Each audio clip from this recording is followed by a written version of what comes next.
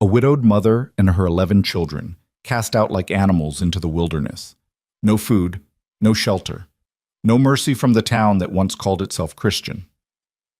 As darkness swallowed the prairie and the youngest child's cries grew weaker, Eliza Moore made a choice that would change everything.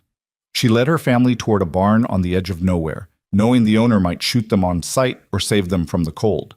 What happened next would test everything she thought she knew about survival, trust, and what it means to truly belong somewhere. Stay with me until the very end, hit that like button, and comment what city you're watching from. I want to see how far this story travels. The rocks came first. Not words, not warnings, just stones, hurled by hands Eliza Moore had once clasped in friendship, crashing against the walls of the shanty she'd called home for 3 desperate months. The children screamed inside, the younger ones anyway. The older ones had learned to go silent when violence arrived. Out! Out with you, woman! You and your cursed brood!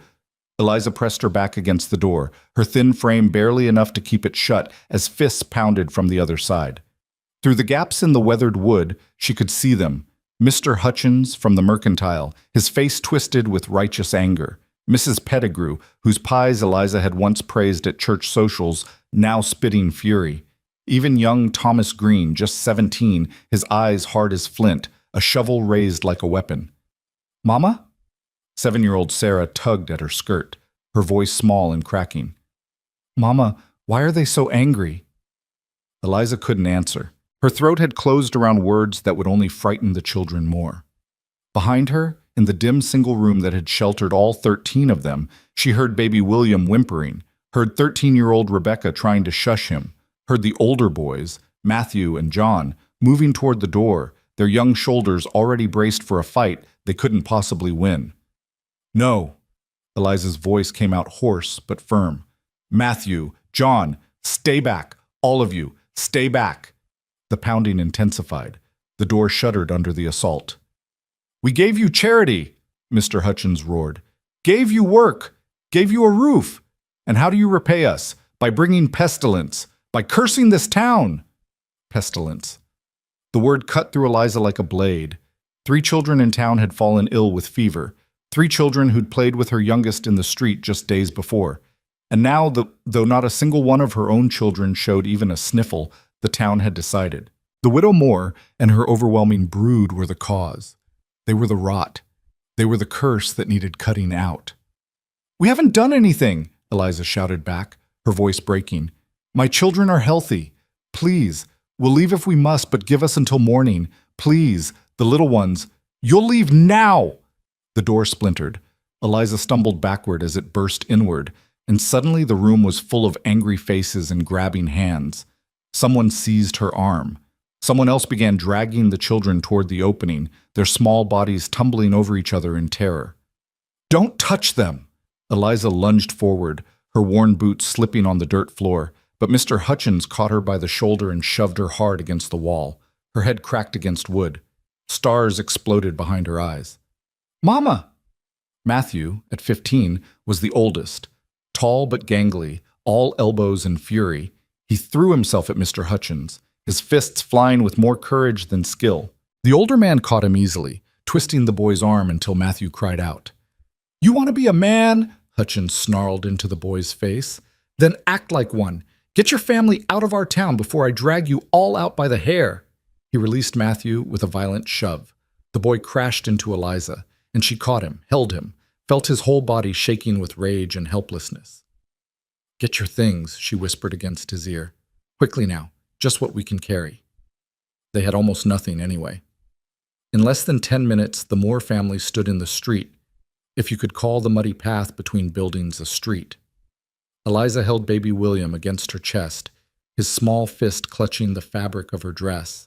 The other children clustered around her like frightened birds. Rebecca, Matthew, John, Sarah, the twins Daniel and David, 9-year-old Ruth, 6-year-old Thomas Jr., 4-year-old Mary, and 3-year-old Joseph. 11 children, ages ranging from 15 years to 8 months. Their eyes wide and confused, their clothes patched and repatched, their stomachs already hollow from too many meals stretched too thin. They carried 1 blanket, 1 cooking pot, a sack with perhaps 3 pounds of cornmeal.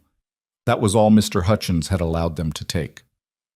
"And don't come back," Mrs. Pettigrew called from her doorway, her arms crossed over her ample chest. "We've got enough troubles without feeding every widow and her litter that wanders through." Other townspeople had gathered now, watching from windows and porches. No one spoke in Eliza's defense. No one offered even a word of sympathy. These were the same people who had smiled at her husband's funeral 8 months ago, who had promised to remember her in their prayers, who had said the words that people always said, "If you need anything, anything at all." They had needed everything, and received nothing but contempt. Eliza adjusted William on her hip and reached for little Joseph's hand. "Come along, children," she said, forcing her voice to stay steady. "We're going now." Going where? Rebecca's question was barely a whisper, but it struck Eliza like a physical blow. Going where? Going where? Going where? She didn't know. "Away from here," she said simply. "Somewhere better."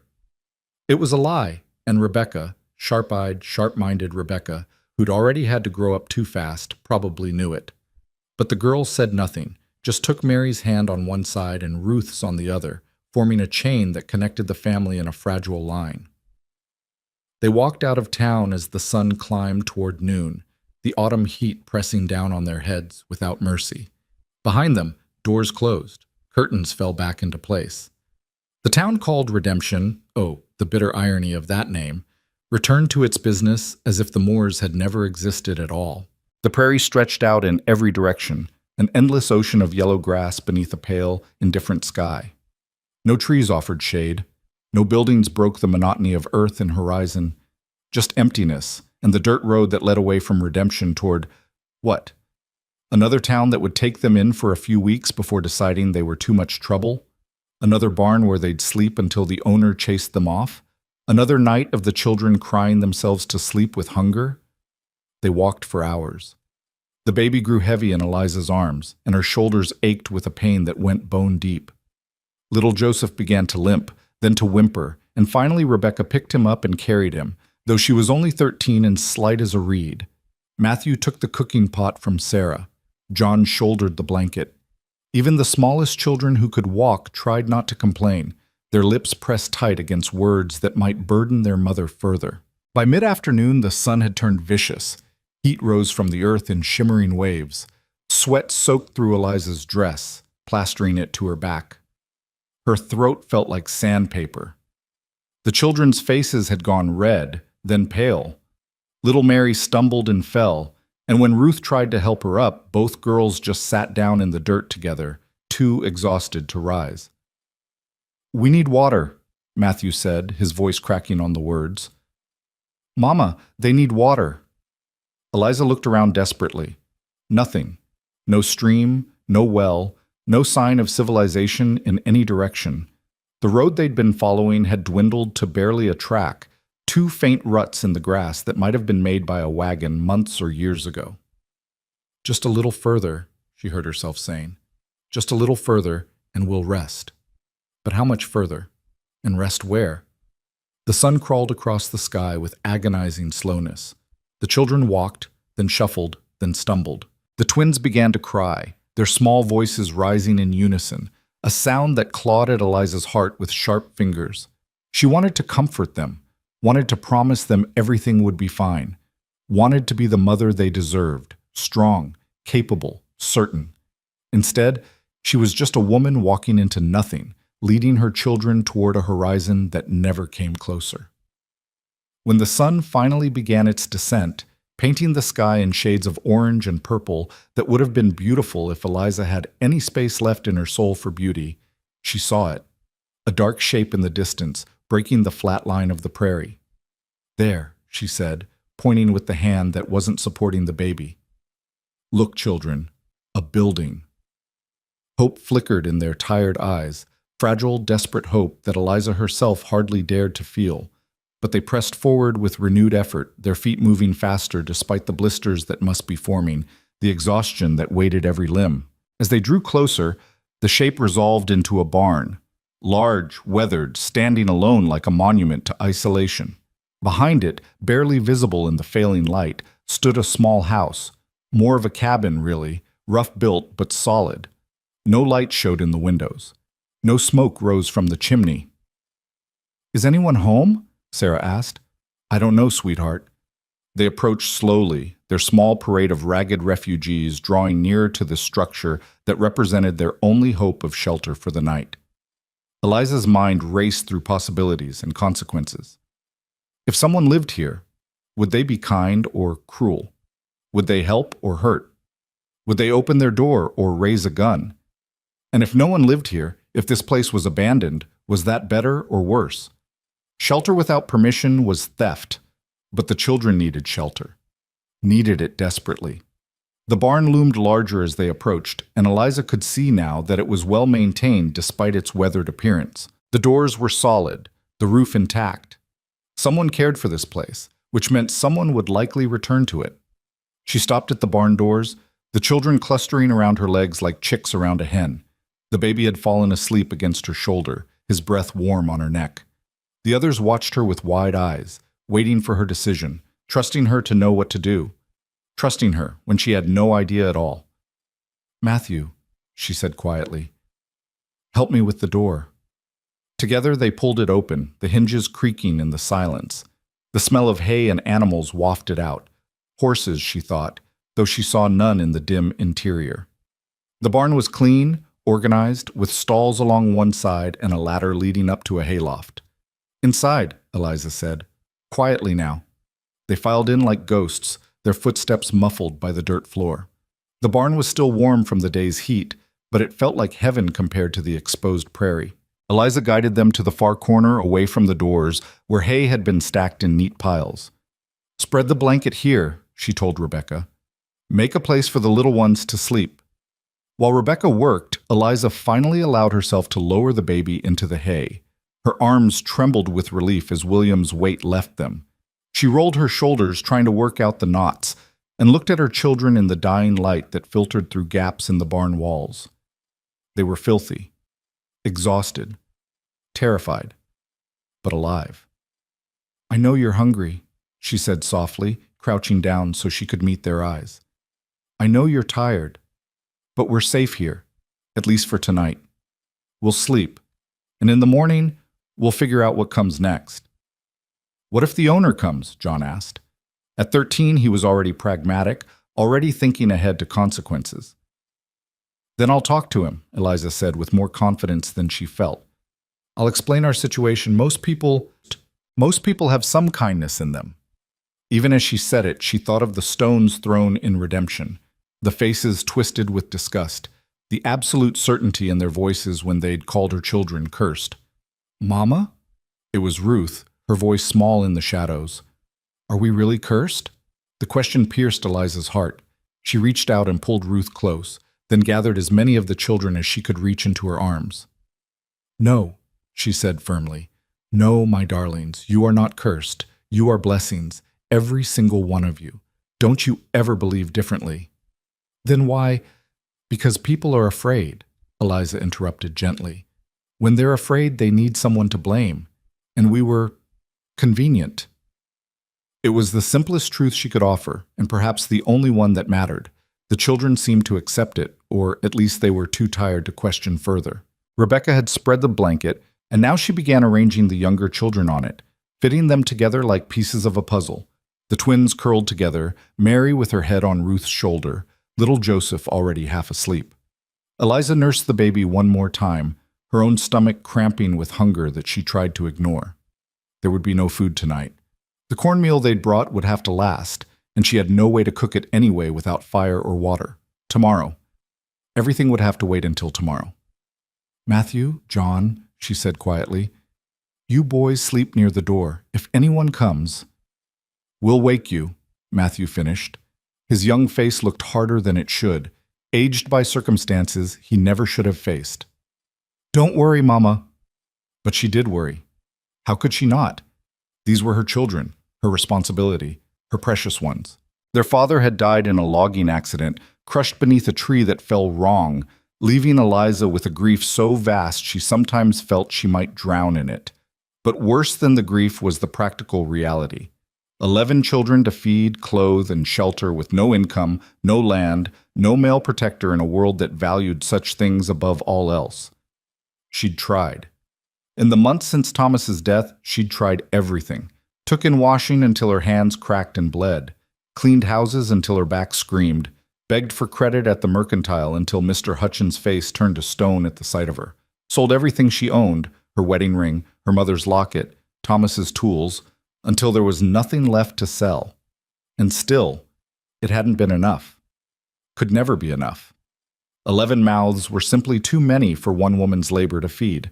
The town's patience had lasted longer than she'd expected, actually. 3 months of grudging charity before the fever had given them an excuse to cast her out. 3 months before they decided that their limited compassion was better spent elsewhere, on more deserving poor. The kind who came in smaller numbers and brought less inconvenience. Now, sitting in a stranger's barn with her children sleeping around her in the hay, Eliza felt the full weight of her failure pressing down on her chest. She had not protected them, had not provided for them, had not kept them safe from the cruelty of the world. Outside, night had fallen completely. Through the gaps in the barn walls, she could see stars beginning to emerge. Thousands of them, cold and distant and indifferent to the suffering of one widow and her children. She pulled her shawl tighter around her shoulders and tried to pray, but the words wouldn't come. Every prayer she'd uttered since Thomas's death had gone unanswered, and she was tired, so desperately tired, of speaking into silence. The baby stirred against her, and she shifted him gently, settling into the hay beside the other children. The barn was quiet except for their breathing, 11 different rhythms, from Matthew's slow and steady to the baby's quick and light. Her children, her world, everything that mattered. She closed her eyes and tried not to think about tomorrow. The sound that woke her wasn't loud, just the soft creak of the barn door opening. But Eliza's eyes flew open instantly, her body tensing with an animal alertness born of too many nights sleeping in unsafe places. Moonlight spilled through the widening door, silhouetting a figure, tall, broad-shouldered, male. Eliza's hand moved instinctively to cover the baby's mouth, ready to muffle any cry. Beside her, she felt Matthew stirring, felt his body coiling to spring. She put her other hand on his shoulder, holding him still, holding him silent. The figure stepped into the barn, and she heard the soft clink of something metal. A bucket? He moved with the quiet confidence of someone in familiar territory, walking toward the stalls on the far side of the barn. He hadn't seen them yet, hidden as they were in the shadows of the far corner. Eliza's mind raced. Should she speak? Remain silent and hope he didn't notice them? Try to slip out with the children while his back was turned? Before she could decide, the man hung his bucket on a hook and lit a lantern. Warm light flooded the barn, and Eliza knew immediately that their hiding place was no longer hidden at all. The man turned, and his eyes found them instantly. For a moment, nobody moved. Nobody breathed. The man stood frozen, his hand still on the lantern, his eyes wide with obvious surprise. He was younger than Eliza expected, maybe 30, with dark hair that needed cutting and a face weathered by sun and wind. His clothes were simple: work pants, a shirt that had seen better days, boots worn but well-maintained. His gaze moved from Eliza to the children, counting them. She could see him counting, see the disbelief growing in his expression as the number climbed. 11. 11 children in his barn, uninvited and unexpected. Eliza stood slowly, carefully, trying not to wake the younger ones. She stepped forward, placing herself between the man and her sleeping children, her chin lifting even as her hands trembled. "Please," she said, her voice barely above a whisper. "Please don't make us leave tonight. Just let us stay until morning. The children, they can't walk anymore. They need sleep. I promise we'll go at first light. Please." The man's expression was unreadable. He looked at her for a long moment, and Eliza braced herself for anger, for the order to get out, for the violence she'd learned to expect from a world that had no patience for desperate women with too many children. Instead, he spoke just one word. "Stay." Eliza blinked, certain she'd misheard. "What?" "Stay," he repeated, his voice rough but not unkind. "Let them sleep." He turned away before she could respond, taking the lantern with him toward the stalls. Eliza stood rooted to the spot, her mind struggling to process what had just happened. No interrogation, no accusations, no demand for explanation or payment. Just stay? She watched as he moved through his evening routine, checking on the horses she now saw in the stalls, refreshing their water, his movements efficient and sure. He didn't look at her again, didn't acknowledge the enormous intrusion of 13 people in his private space. He simply worked, as if finding a widow and 11 children sleeping in his barn was the most ordinary thing in the world. Finally, he finished his tasks, extinguished the lantern except for one that he left hanging near the door, and walked toward the exit. He paused there, his hand on the doorframe, and looked back at Eliza one more time. "There's a pump outside," he said quietly. "Left side of the barn. Help yourself to water." Then he was gone, the door closing softly behind him, leaving Eliza standing in the dim light with tears streaming down her face, tears of relief so overwhelming she had to press her hand to her mouth to keep from sobbing aloud. "Let them sleep," he'd said. Such simple words, such ordinary kindness, and yet they felt like the first mercy she'd received since the world had turned cold and cruel. Eliza sank back down into the hay beside her children, her whole body shaking with exhaustion and gratitude and fear that this unexpected gentleness might evaporate like a dream. She pulled the baby close, felt Rebecca shift toward her in sleep, and let herself cry silently in the darkness. Outside, the prairie night pressed close around the lonely barn, but inside, for the first time in months, Eliza felt something that terrified her almost as much as despair. Hope. Morning came with golden light slanting through the gaps in the barn walls, painting stripes across the hay where the children still slept. Eliza had been awake for hours, watching the darkness fade, her body tense with anticipation of what the day would bring. The stranger's kindness last night had been real. She hadn't dreamed it, but daylight had a way of changing things. People often regretted their generosity once they saw clearly what they'd agreed to shelter. She rose carefully, stepping over sleeping children, and made her way to the barn door. Opening it just enough to slip through, she found herself facing a morning so beautiful it hurt. The prairie stretched out in every direction, the grass moving in waves beneath a breeze that carried the scent of earth and distance.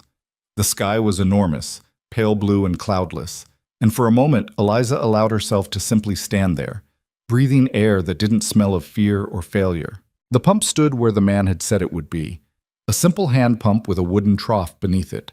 Eliza worked the handle, and after a few resistant squeaks, water gushed out, clear and cold and more precious than gold. She cupped her hands beneath the flow and drank deeply, the water soothing her parched throat, then splashed her face, washing away the grime of yesterday's desperate journey. When she straightened, wiping water from her eyes, she saw him. The man stood perhaps 30 yards away, near a small corral attached to the barn. He was brushing down a horse, his movements rhythmic and patient, and he'd clearly been there for some time. He must have seen her emerge from the barn, must have watched her drink, but he gave no sign of it. Just kept working, his attention seemingly absorbed by the animal before him. Eliza's first instinct was to approach him, to thank him, to explain, to beg for further mercy. But something held her back. Perhaps the quality of his stillness, the sense that this was a man who valued space and silence. Instead, she returned to the barn, where the children were beginning to stir. "Mama?" Sarah's voice came sleepy and confused. "Where are we?" "Somewhere safe," Eliza said softly, kneeling beside her daughter. "Come, sweetheart, let's get you and the others some water." One by one, she roused them gently, led them outside in small groups to drink from the pump and tend to their basic needs. The older children helped the younger ones, Rebecca taking charge of the twins while Matthew guided little Joseph, everyone moving quietly as if they sensed that their continued welcome depended on not being too much trouble. The man continued his work with the horses, never approaching, never speaking. But Eliza felt his awareness of them like a physical presence, not threatening exactly, but watchful, assessing. By the time all the children had drunk their fill and returned to the barn, the sun had climbed higher and Eliza's stomach was cramping with hunger. The baby fussed against her shoulder, and she knew he could feel her own body's emptiness. Her milk would dry up if she didn't eat soon, and then what would William do? She was trying to calculate whether she could make the cornmeal into something edible without fire or proper water when she heard footsteps approaching the barn. Her body went rigid, and she saw Matthew and John both tense, moving protectively toward their younger siblings. The man appeared in the doorway, and in the full light of morning, Eliza could see him more clearly. He wasn't handsome in any conventional sense. His face was too weathered, his features too rough, but there was something solid about him, something steady. His eyes, she noticed, were a startling blue-gray, like storm clouds over water. He carried a canvas bag in one hand and a covered pot in the other. He set both down just inside the door, then stepped back, as if approaching wild animals that might bolt. "There's grain in the sack," he said, his voice as rough as she remembered. "And some stew from last night. Still good." Eliza stared at him, her throat closing around words that wouldn't form. The children watched with wide eyes, their hunger evident in the way they looked at the pot, but not one of them moved toward it. Eliza managed finally. "We can't accept—" "Already cooked," he interrupted, his tone practical. "Would just go to waste." He turned to leave, then paused, looking back at her with an expression she couldn't quite read. "Name's Ethan Cole. This is my land." "Eliza Moore," she replied, her voice steadier now. "These are my children."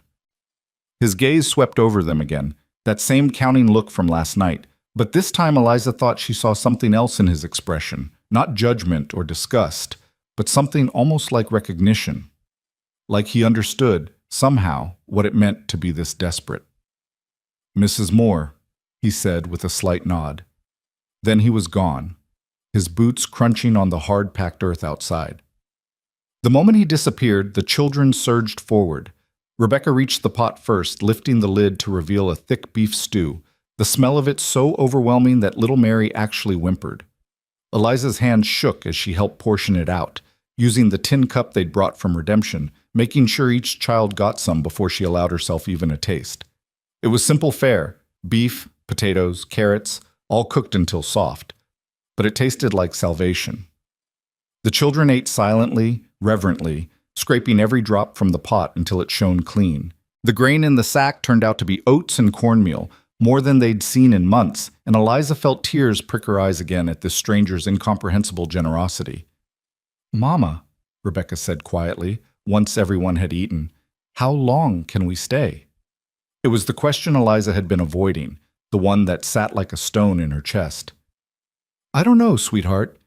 He said we could stay last night, and he's given us food, but we can't take advantage of his kindness." "What will we do?" John asked, and there was something in his voice, a weariness that no 13-year-old should possess, that broke Eliza's heart. "We'll ask him," she decided. "I'll speak to Mr. Cole and find out what he expects from us. Perhaps he needs help with something. Perhaps there's work we can do in exchange for shelter, at least until we can figure out where to go next." But even as she said it, Eliza couldn't imagine where that next place might be. Every town seemed the same, willing to offer temporary charity, then eager to be rid of the burden when it became inconvenient. And her family was nothing if not inconvenient. She spent the rest of the morning organizing their meager possessions and trying to make the corner of the barn they occupied look less like an invasion and more like a temporary, tidy arrangement. The children helped, even the little ones, straightening hay and folding the blanket, their movements quiet and careful. Around midday, Eliza ventured outside again, looking for Ethan Cole. She found him behind the small house, chopping wood with steady, powerful strokes. His shirt was dark with sweat, and a pile of split logs grew beside him with each swing of the axe. She approached slowly, waiting until he paused to wipe his brow before speaking. "Mr. Cole?" He turned, his expression neutral. Up close, she could see the lines around his eyes, the scar that ran along his jawline, the calluses on his hands that spoke of years of hard labor. "I wanted to thank you," Eliza said, forcing herself to meet his eyes, "for the food, for letting us stay. You didn't have to do any of that." He shrugged, looking uncomfortable with her gratitude. "Had food. You needed it." "Still," she persisted, "it was kind, more than kind." He didn't respond, just reached for another log and positioned it on the chopping block. Eliza realized he wasn't trying to be rude. He simply didn't know what to do with her thanks, didn't know how to receive gratitude for what he clearly considered a simple, practical action. She tried a different approach. "Mr. Cole, I need to know your expectations." We're grateful for your shelter, but we can't stay indefinitely without contributing something. If there's work that needs doing, laundry, cooking, mending, anything, my children and I are willing. The older ones are strong workers, and even the younger ones can help with— No need, he interrupted, his axe coming down with a sharp crack that split the log clean through. Eliza felt frustration rising in her chest. Mr. Cole, please, we can't accept charity without— Not charity. He set up another log, his movements deliberate. You're here. You need shelter. I've got shelter. That's all. But we have 11 children, Eliza said, her voice rising despite her effort to stay calm. 11. That's not a small imposition, that's— I can count, Mrs. Moore. The sharpness in his tone stopped her. He swung the axe again, harder this time, and the log exploded into pieces. Then he set the axe down carefully and turned to face her fully. I know what I'm seeing, he said quietly. I know what you're carrying, and I'm telling you, stay. No payment needed, no work required. Just let your children rest. Something in his voice made Eliza's breath catch. There was a weight to his words, a depth of understanding that went beyond simple kindness. This was a man who knew what it meant to need shelter, to need mercy. She didn't know his story, but she recognized the shadow of it in his eyes. How long? She asked softly. He picked up the axe again, tested its weight in his hands. Long as you need.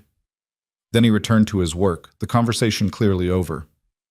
Eliza stood there for a moment longer, watching him split log after log with mechanical precision, then turned and walked back to the barn, her mind churning with questions she didn't know how to ask.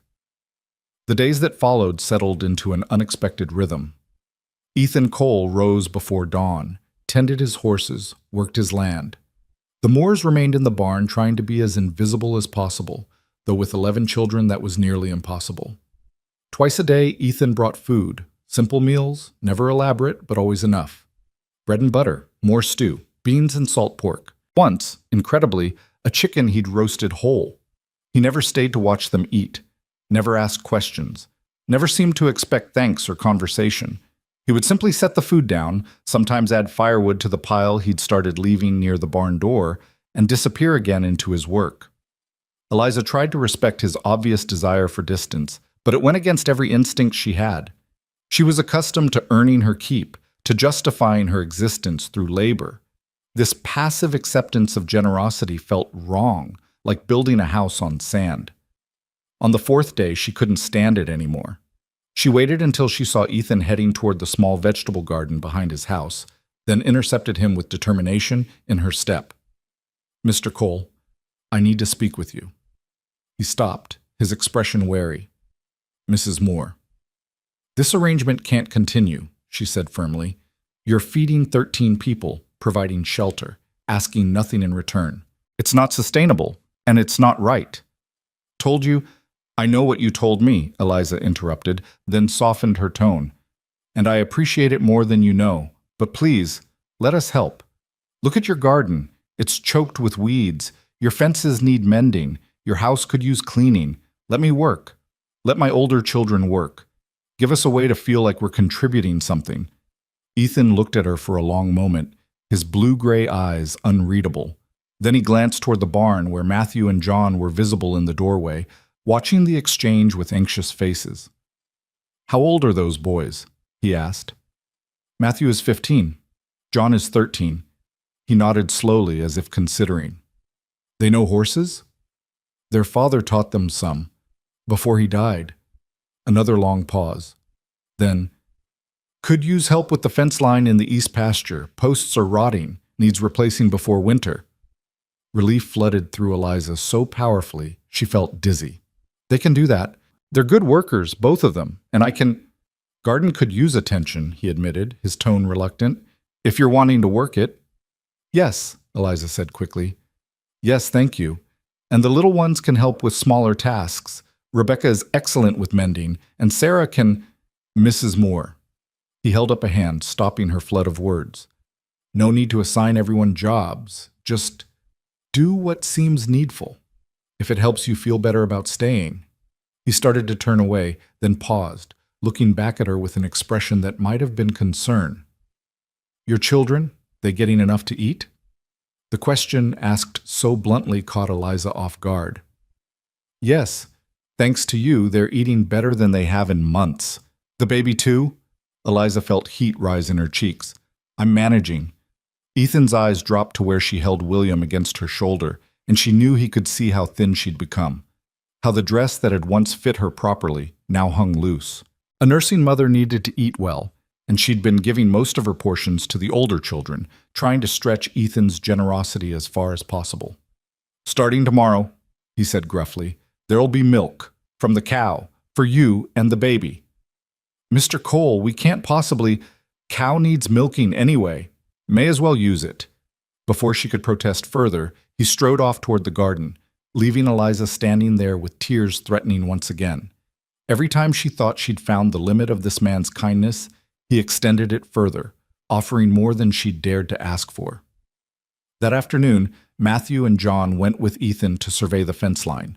Eliza watched them go with her heart in her throat, hoping desperately that her boys would prove themselves capable, that they wouldn't disappoint this man who was giving them such an extraordinary chance. She turned her attention to the garden, where weeds had indeed taken over much of the space between neat rows of vegetables.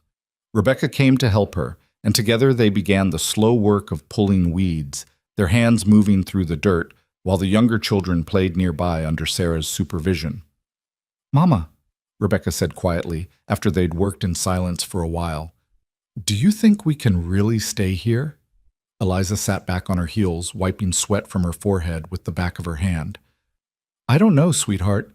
Mr. Cole has been incredibly generous, but we can't presume this will last forever." "He seems lonely," Rebecca observed, her young face thoughtful. "The way he lives out here by himself? No family, no neighbors nearby, just him and his horses and his work." It was true. In the days they'd been here, Eliza hadn't seen any sign of other people. No visitors, no friends stopping by, no indication that Ethan Cole had any life beyond the boundaries of his isolated homestead. "Some people prefer solitude," Eliza said gently. "Or maybe they're just used to it," Rebecca countered.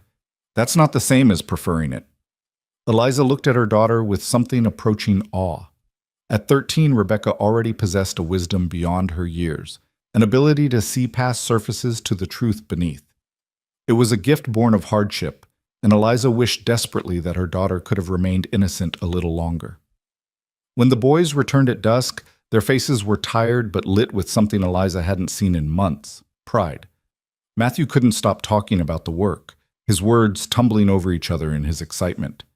"He knows so much, Mama, about wood and tools and how to set a post so it'll last. And he didn't treat us like children. He showed us what to do and then trusted us to do it. John and I pulled out 6 rotten posts today, and tomorrow we'll start setting the new ones. And Mr. Cole said we're doing good work. He actually said that." "Good work," he said. John was quieter, but Eliza could see the same satisfaction in his eyes. For the first time since their father's death, her sons had been allowed to be useful, to be capable, to be valued for something other than being burdens. That night, after the children had settled into sleep, Eliza sat in the barn doorway and looked out at the stars. The prairie night was alive with sound, crickets and distant coyotes, the rustle of grass in the wind, the soft movements of horses in their stalls. From the small house, she could see a single light burning in the window, and she wondered what Ethan Cole was doing in there. Was he reading? Sitting alone with his thoughts? Did he ever regret allowing this invasion of his carefully ordered solitude? A week passed, then 2. The children grew stronger, their hollow cheeks filling out, their movements less listless. The older ones worked alongside Eliza, Matthew and John on the fence line, Rebecca in the garden. Even young Sarah, helping with smaller tasks like gathering eggs from the chicken coop Ethan showed them behind the barn. Ethan himself remained largely distant, though Eliza began to notice small changes. He would pause sometimes to watch Matthew and John work, offering a quiet word of instruction or approval. He brought the milk as promised, and once when he saw how thin Eliza's shawl was, he left a heavier blanket folded by the barn door without comment. The children began to relax around him, their initial fear fading into cautious curiosity. Little Sarah started smiling when she saw him, and once the twins actually waved. Ethan never quite smiled back, But Eliza thought she saw his expression soften slightly, the hard lines around his mouth easing just a fraction. One evening, Eliza was preparing the cornmeal mush that had become their staple supper when she realized the firewood had run out. She'd been building small cooking fires outside the barn, careful to keep them controlled and safe, but now she had nothing to burn. She glanced toward Ethan's house, debating whether to ask for more wood or simply make do with raw grain soaked in water. Before she could decide, Ethan appeared with an armload of split logs. He dropped them near her cooking spot without a word, then started to leave. "Mr. Cole," Eliza called after him, unable to hold back the question that had been building inside her. "Why are you doing this?" He stopped, but didn't turn around. "Doing what?" "All of it. The food, the shelter, the work for my boys. You don't know us. We're strangers who invaded your property. You could have sent us away that first night, and no one would have blamed you. So why didn't you?" For a long moment, he didn't answer. The silence stretched between them, broken only by the crackling of the fire Eliza had started. Then, finally, he turned to face her. "Had a sister once," he said, his voice so quiet she had to strain to hear it. "She was widowed young, 3 children, nowhere to go when her husband's family turned her out. I was working a ranch 2 territories away, didn't know she needed help until it was too late." "What happened to her?" Eliza asked softly. "Winter took her. And the children." His face was carved from stone, but his eyes held an old grief that would never fully heal. Found out 6 months after. By then, there wasn't even anyone left to bury properly. Eliza's hand rose to her mouth. "I'm so sorry." "So when I opened my barn door and saw you and your children sleeping there," he paused, his jaw working. "Wasn't going to make the same mistake twice. Wasn't going to be the kind of man who turns away someone who needs help." Understanding flooded through Eliza, sharp and painful. This wasn't about her or her children specifically. This was about his sister, about a debt he could never repay, a guilt he could never absolve. They were benefiting from a grief that had shaped him into someone who couldn't turn away from desperation. "Mr. Cole?" "Food's getting cold," he interrupted, nodding toward her pot. "Should eat while it's hot." He walked away before she could say anything else, disappearing into his house and closing the door firmly behind him. Eliza stood staring after him, her heart aching for this lonely man trying to save his sister by saving strangers, trying to fix a past that was broken beyond repair. The next morning, she woke to find that Ethan had left supplies outside the barn before dawn. Flour, sugar, dried beans, even a precious jar of honey. No note, no explanation. Just another offering laid at the feet of strangers who reminded him of people he couldn't save. Eliza gathered the supplies carefully, her hands reverent, and made a decision. If Ethan Cole was trying to atone for his sister's death by helping her family survive, then she would honor that by making sure they didn't just survive. They would live. They would thrive. They would prove that his kindness mattered, that it changed something, that it meant something real. She would give him that, at least. The first snow came early that year, arriving in late October with a ferocity that caught even Ethan by surprise. Eliza woke to find the world transformed, the prairie buried under white, the wind howling around the barn with a sound like wolves crying. Inside their corner of the structure, the children huddled together for warmth, their breath making clouds in the frigid air. The blanket Ethan had given them wasn't enough. Nothing was enough against cold like this. Eliza could feel it seeping through the barn walls, creeping into their bones, and when little Joseph started coughing, a wet, rattling sound that terrified her, she knew they couldn't stay here another night. But where could they go? Back into the storm? Into another town that would reject them just as redemption had. She was still trying to decide when the barn door opened and Ethan appeared, his coat white with snow, his face grim. He took one look at the shivering children and shook his head. "Can't stay out here," he said flatly. "Not in this. Get them up. You're coming inside." Eliza's heart lurched. "Mr. Cole, we can't impose—" "Wasn't asking." His tone left no room for argument. "This storm's going to last days, maybe a week. That baby won't survive it out here, and you know it." He was right, and Eliza hated how right he was. She hated being this helpless, this dependent, this grateful. But pride was a luxury she couldn't afford when her children's lives hung in the balance. "Children," she said quietly, "gather our things. We're going to Mr. Cole's house." The older children moved quickly, understanding the gravity of the situation. Matthew and John rolled up the blanket while Rebecca helped the younger ones into their threadbare coats. Ethan watched them work, and when they were ready, he led them through the storm to his house. It was small inside, smaller than Eliza had imagined. One main room that served as kitchen and living space, with a fireplace that radiated blessed heat. A door led to what must be his bedroom, and a ladder climbed to a small loft space. Simple furniture, everything worn but well maintained. The home of a man who lived alone and had never expected company. Now that home was invaded by 13 people tracking snow across the floor, dripping melted ice, filling every available space with their presence. Ethan stood by the fireplace and cleared his throat. "Loft's got some old blankets stored up there. You and the older children can sleep there. Younger ones can take my bed. I'll make do out here." "We can't take your bed," Eliza protested. "We'll all manage in the loft, or Mrs. Moore." He looked at her directly, his blue-gray eyes steady. "I'm not arguing about this. Put the little ones in the warm bed. That's the end of it." There was something in his voice, not anger, but a kind of weariness with her constant protests, that made Eliza nod. She guided Mary, Joseph, and the twins into the bedroom, her heart aching at how small they looked in the big bed, how they burrowed immediately under the quilts like animals seeking shelter. The rest of them arranged themselves as best they could. Rebecca took the baby up to the loft with Sarah and Ruth. Matthew and John found spots near the fireplace where they could stretch out.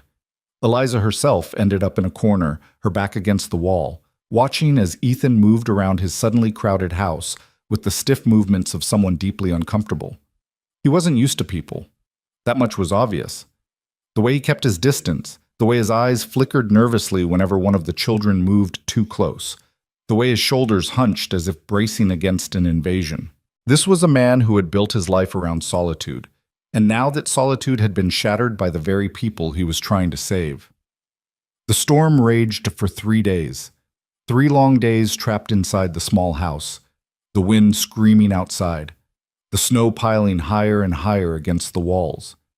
Eliza tried to keep the children quiet and contained, but it was impossible with 11 of them in such close quarters.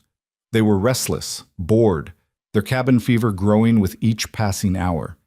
Ethan spent most of his time outside, braving the storm to tend to his animals, returning only for meals and to sleep in front of the fireplace, his body curved away from the room full of people who had taken over his space.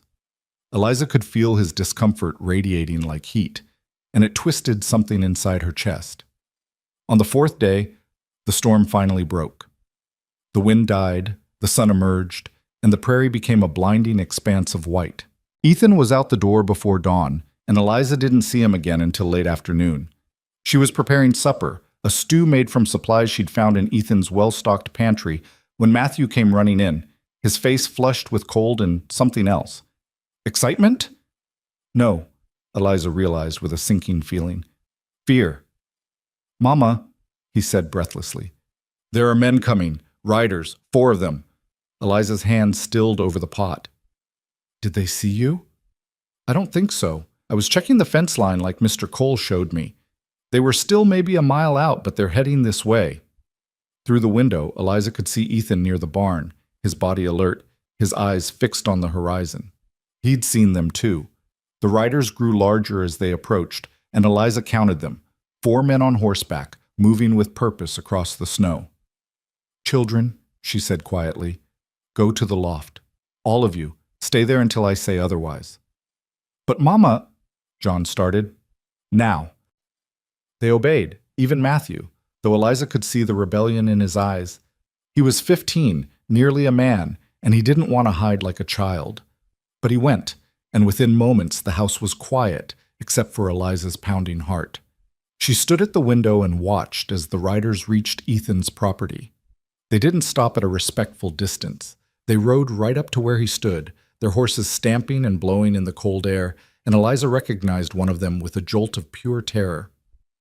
Mr. Hutchins. From Redemption.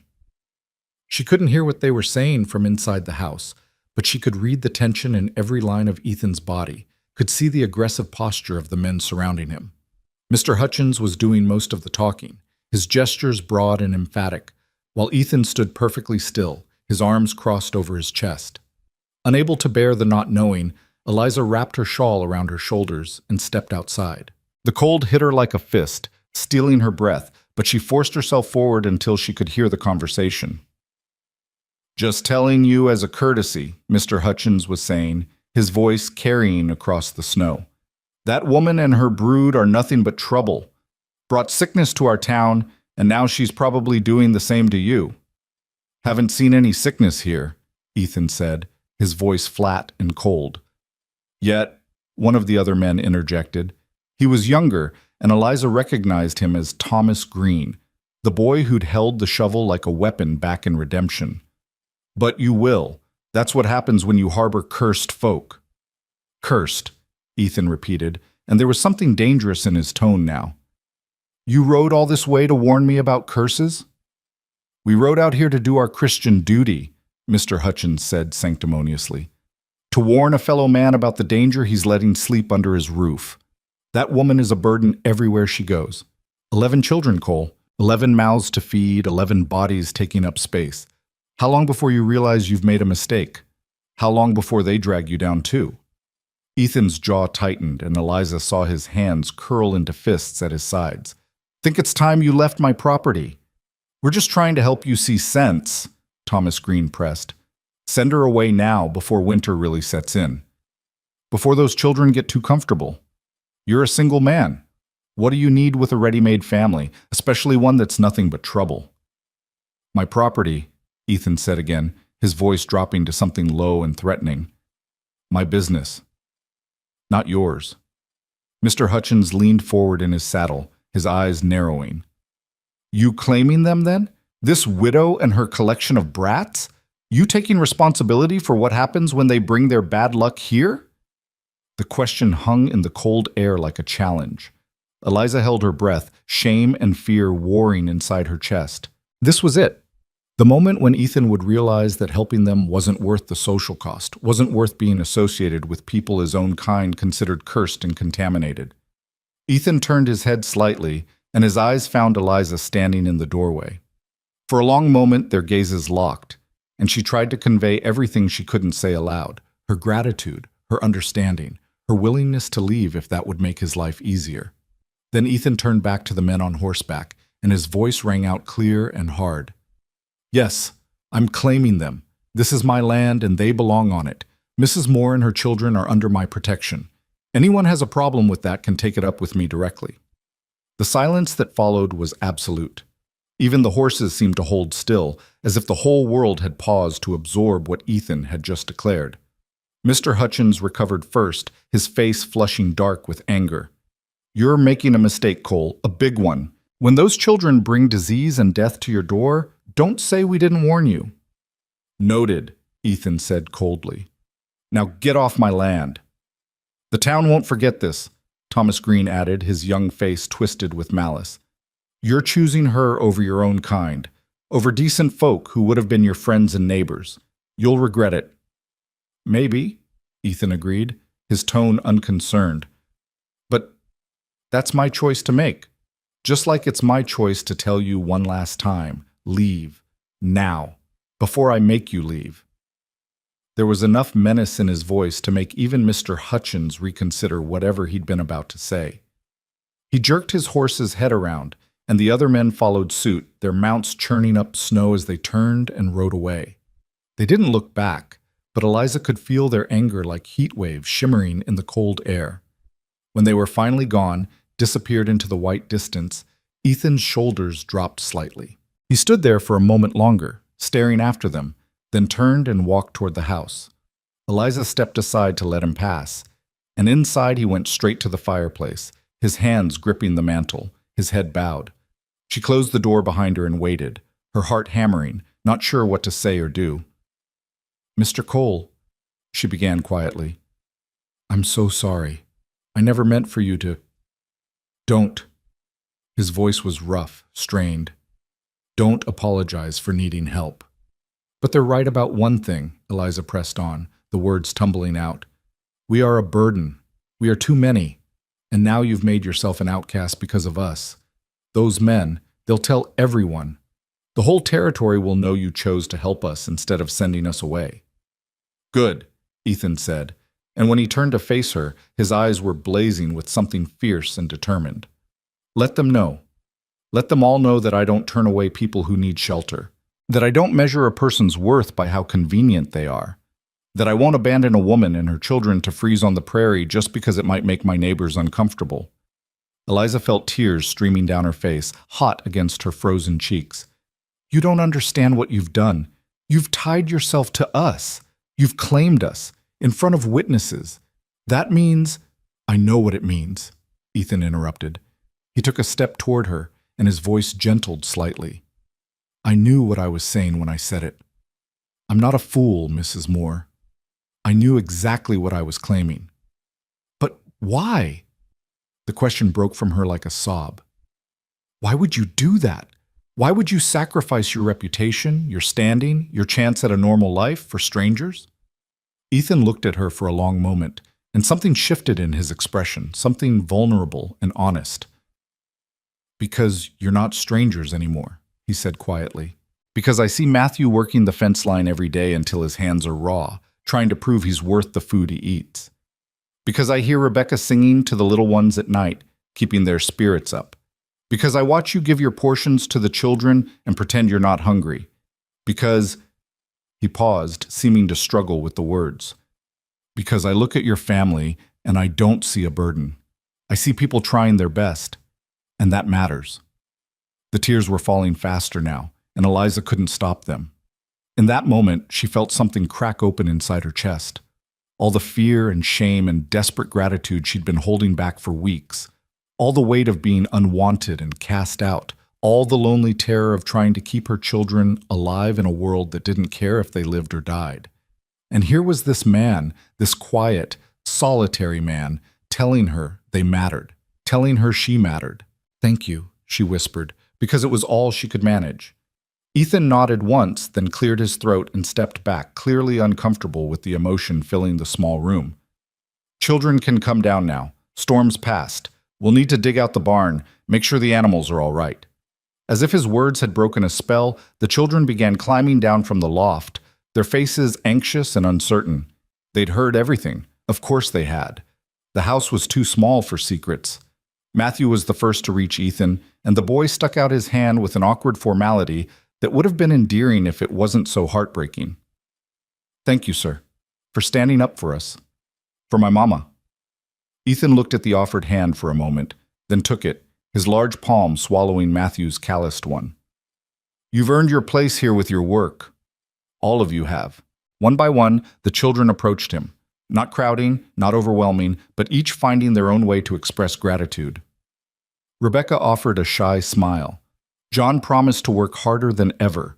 Even little Sarah, brave Sarah, walked up and slipped her small hand into Ethan's for just a moment before darting away again.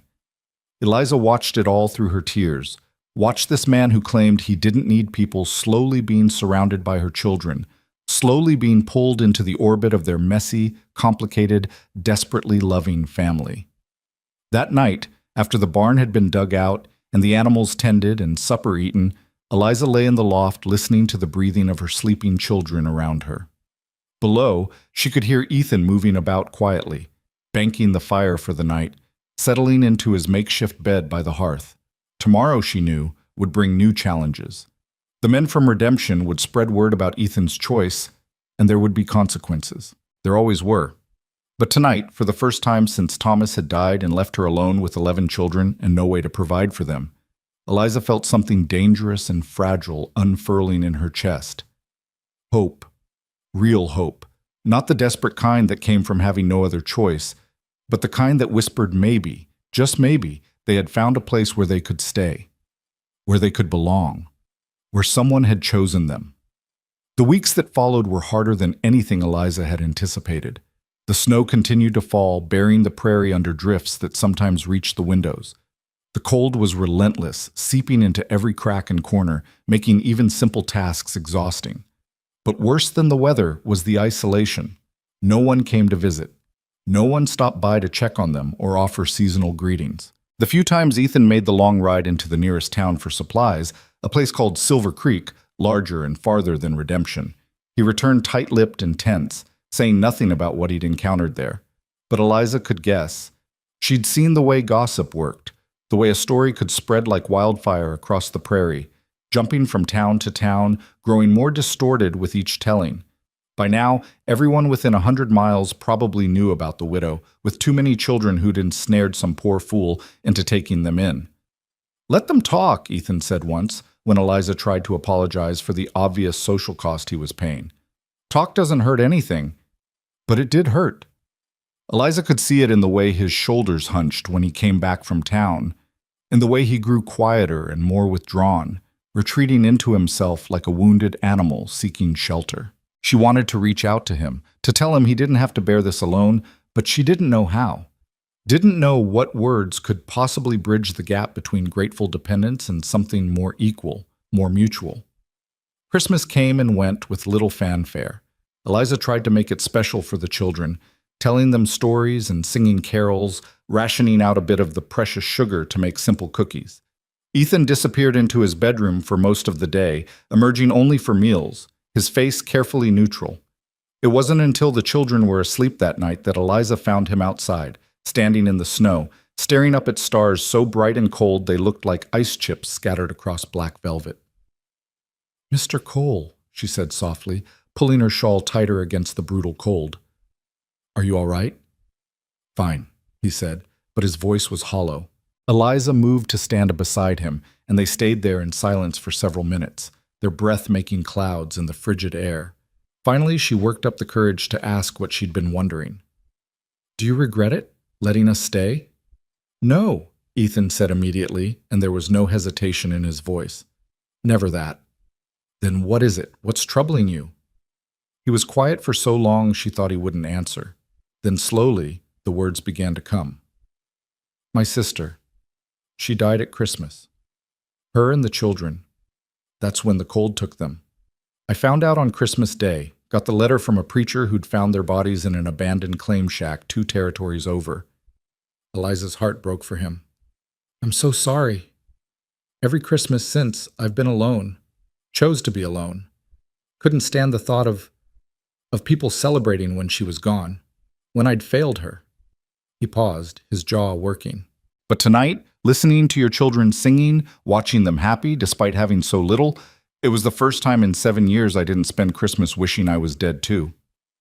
The raw honesty of it stole Eliza's breath. She reached out without thinking and took his hand, and when he didn't pull away, she held on tight. "Your sister would be glad," she said quietly, "that you're helping us, that you're choosing life over grief."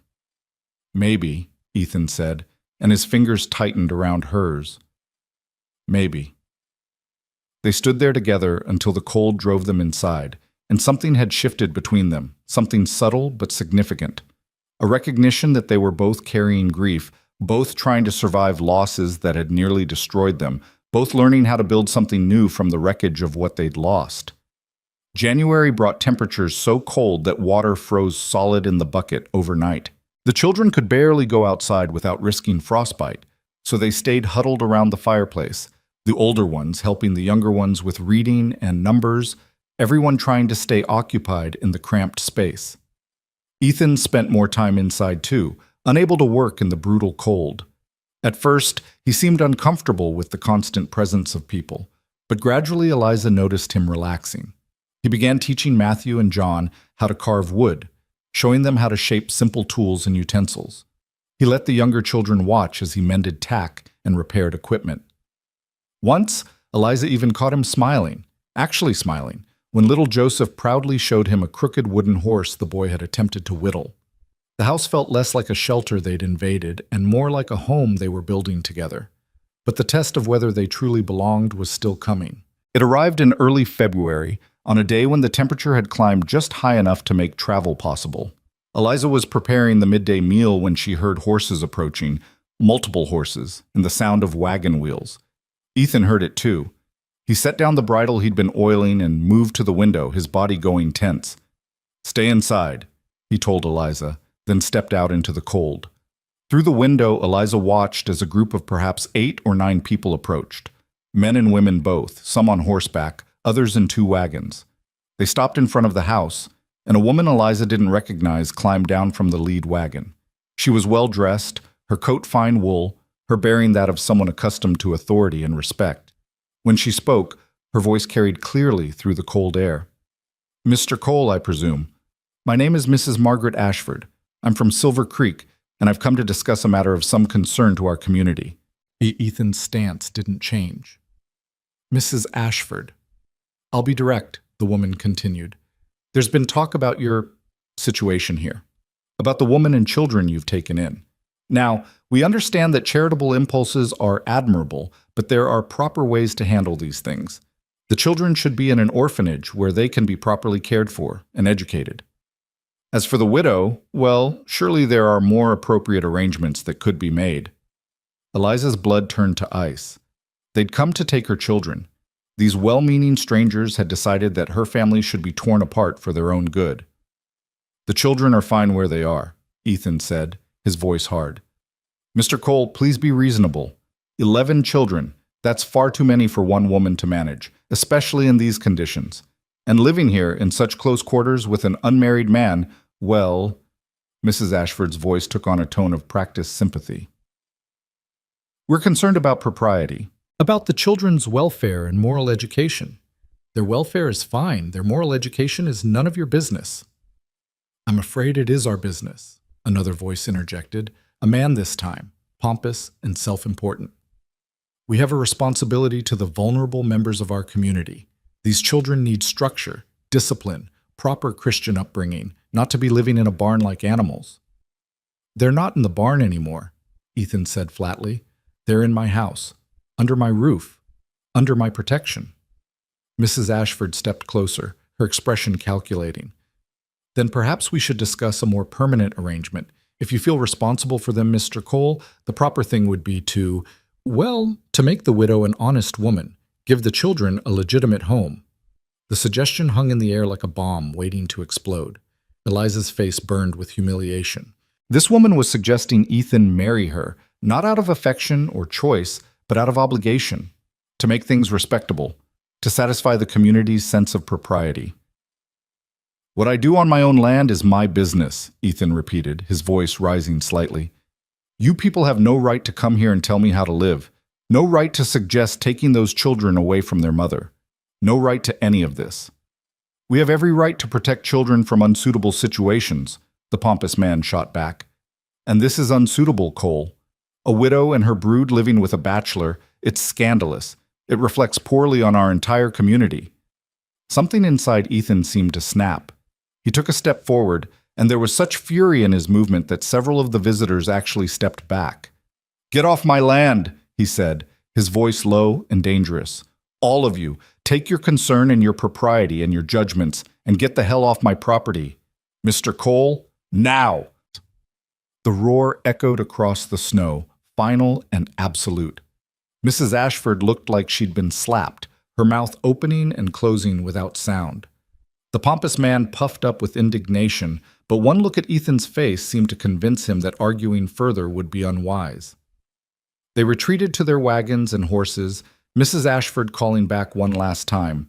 "This isn't over, Mr. Cole. We'll be back with the territorial authorities if necessary. Those children deserve better than this." "They've got everything they need," Ethan shouted after them, "and they're not going anywhere." Eliza watched through the window as the group departed, their righteous outrage almost visible in the air around them. When they were finally out of sight, Ethan turned back to the house, his face still dark with anger. He came inside and stood in the center of the room, breathing hard, his fists clenched at his sides. The children stared at him with wide eyes, having heard everything through the thin walls. "Mr. Cole," Eliza began, her voice shaking. "I'm so sorry. I never wanted to bring this kind of attention to you. Maybe they're right. Maybe the children would be better off." "Don't!" Ethan interrupted sharply. "Don't you dare finish that sentence." He looked at her, really looked at her, and his eyes were blazing. "Those people don't care about your children's welfare. They care about rules and respectability and making sure everyone fits into their neat little boxes. Well, I don't fit in boxes. Never have. And I'll be damned if I let them tear apart a family just because it makes them uncomfortable." But they said they'd come back, Rebecca said quietly from her spot near the fire. With authorities.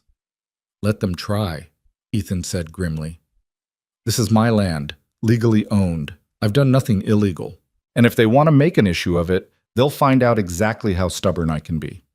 He looked around at all of them, at Matthew and John with their half-carved pieces of wood, at Rebecca holding the baby, at the younger children clustered together for comfort, at Eliza with tears streaming down her face. You're staying, he said firmly. All of you. For as long as you need. For as long as you want. And anyone who has a problem with that will have to go through me first.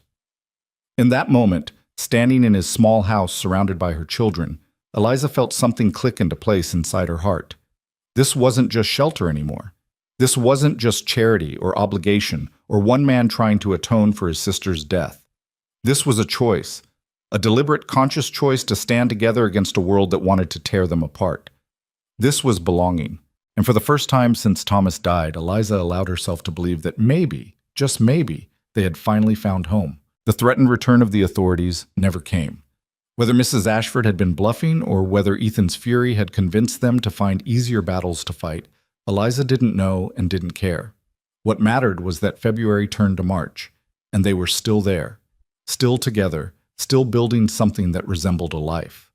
The thaw came slowly, reluctantly, the prairie emerging from its blanket of white in patches of brown and gray.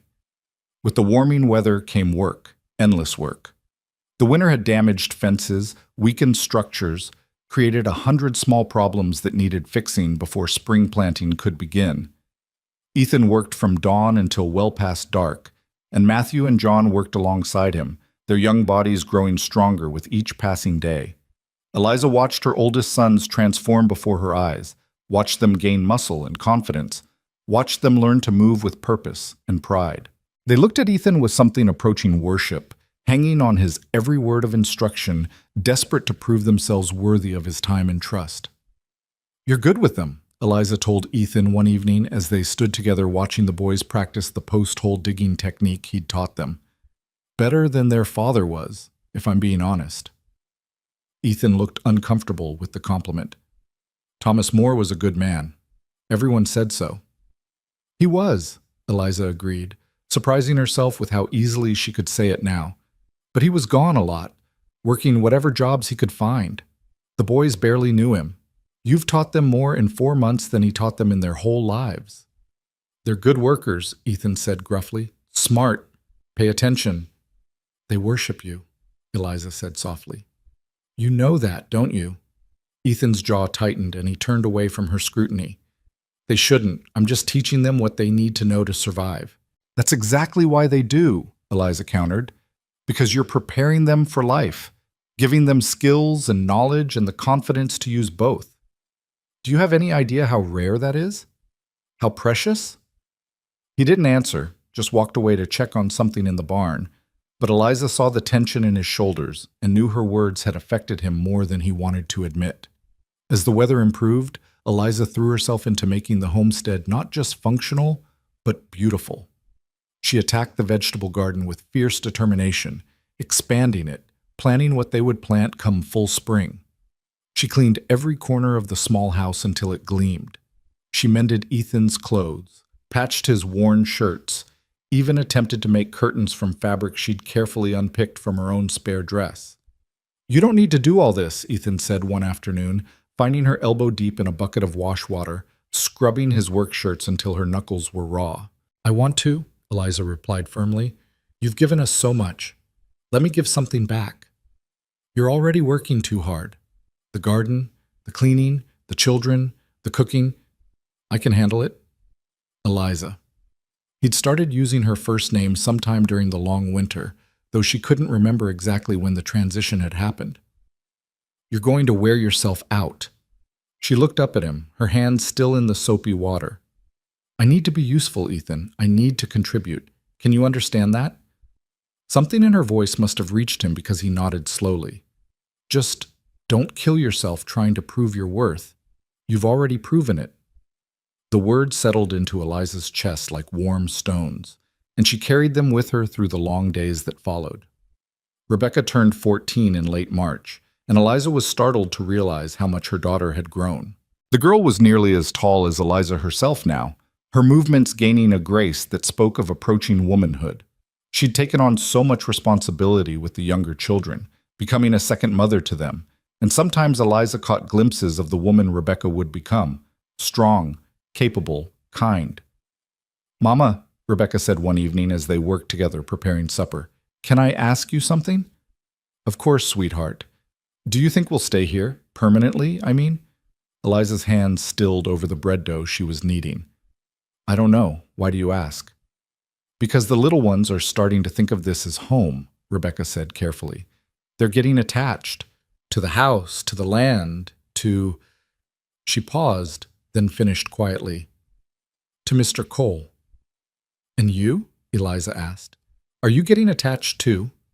Rebecca smiled, a small, knowing smile that made her look far older than 14. "I've been watching you, Mama. The way you look at him when you think no one's paying attention. The way he looks at you." Heat flooded Eliza's cheeks. "Rebecca, that's not—" "It's all right," Rebecca interrupted gently. "I think it would be good, for all of us. He's a good man, and we need him. But more than that, I think he needs us too." Eliza stared at her daughter, stunned by the perception in those young eyes. "We can't presume anything," she said finally. "Mr. Cole has been generous beyond measure, but that doesn't mean he wants to be permanently tied to a ready-made family.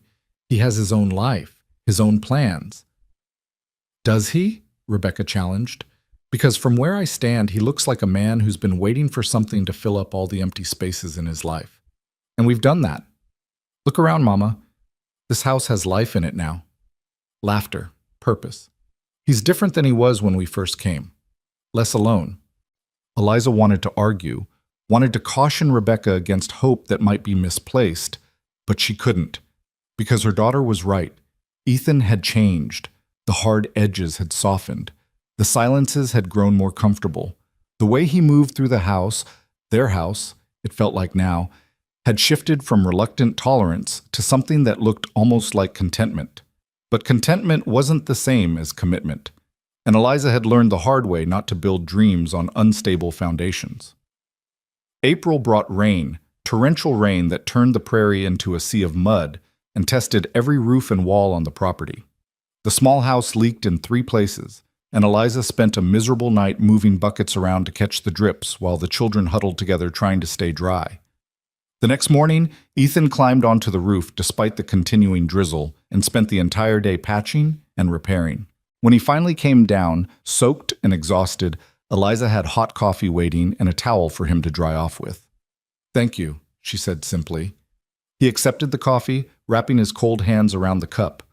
"Roof should have been fixed before winter. I let it go too long." "You didn't know you'd have 13 people depending on it," Eliza pointed out. "Maybe not," Ethan agreed. "But I do now." The simple statement held weight beyond its words. I do now. Present tense. Ongoing. Not temporary charity, but acknowledged responsibility. That night, after the children were asleep and the rain had finally stopped, Eliza found Ethan sitting on the porch step, staring out at the muddy yard.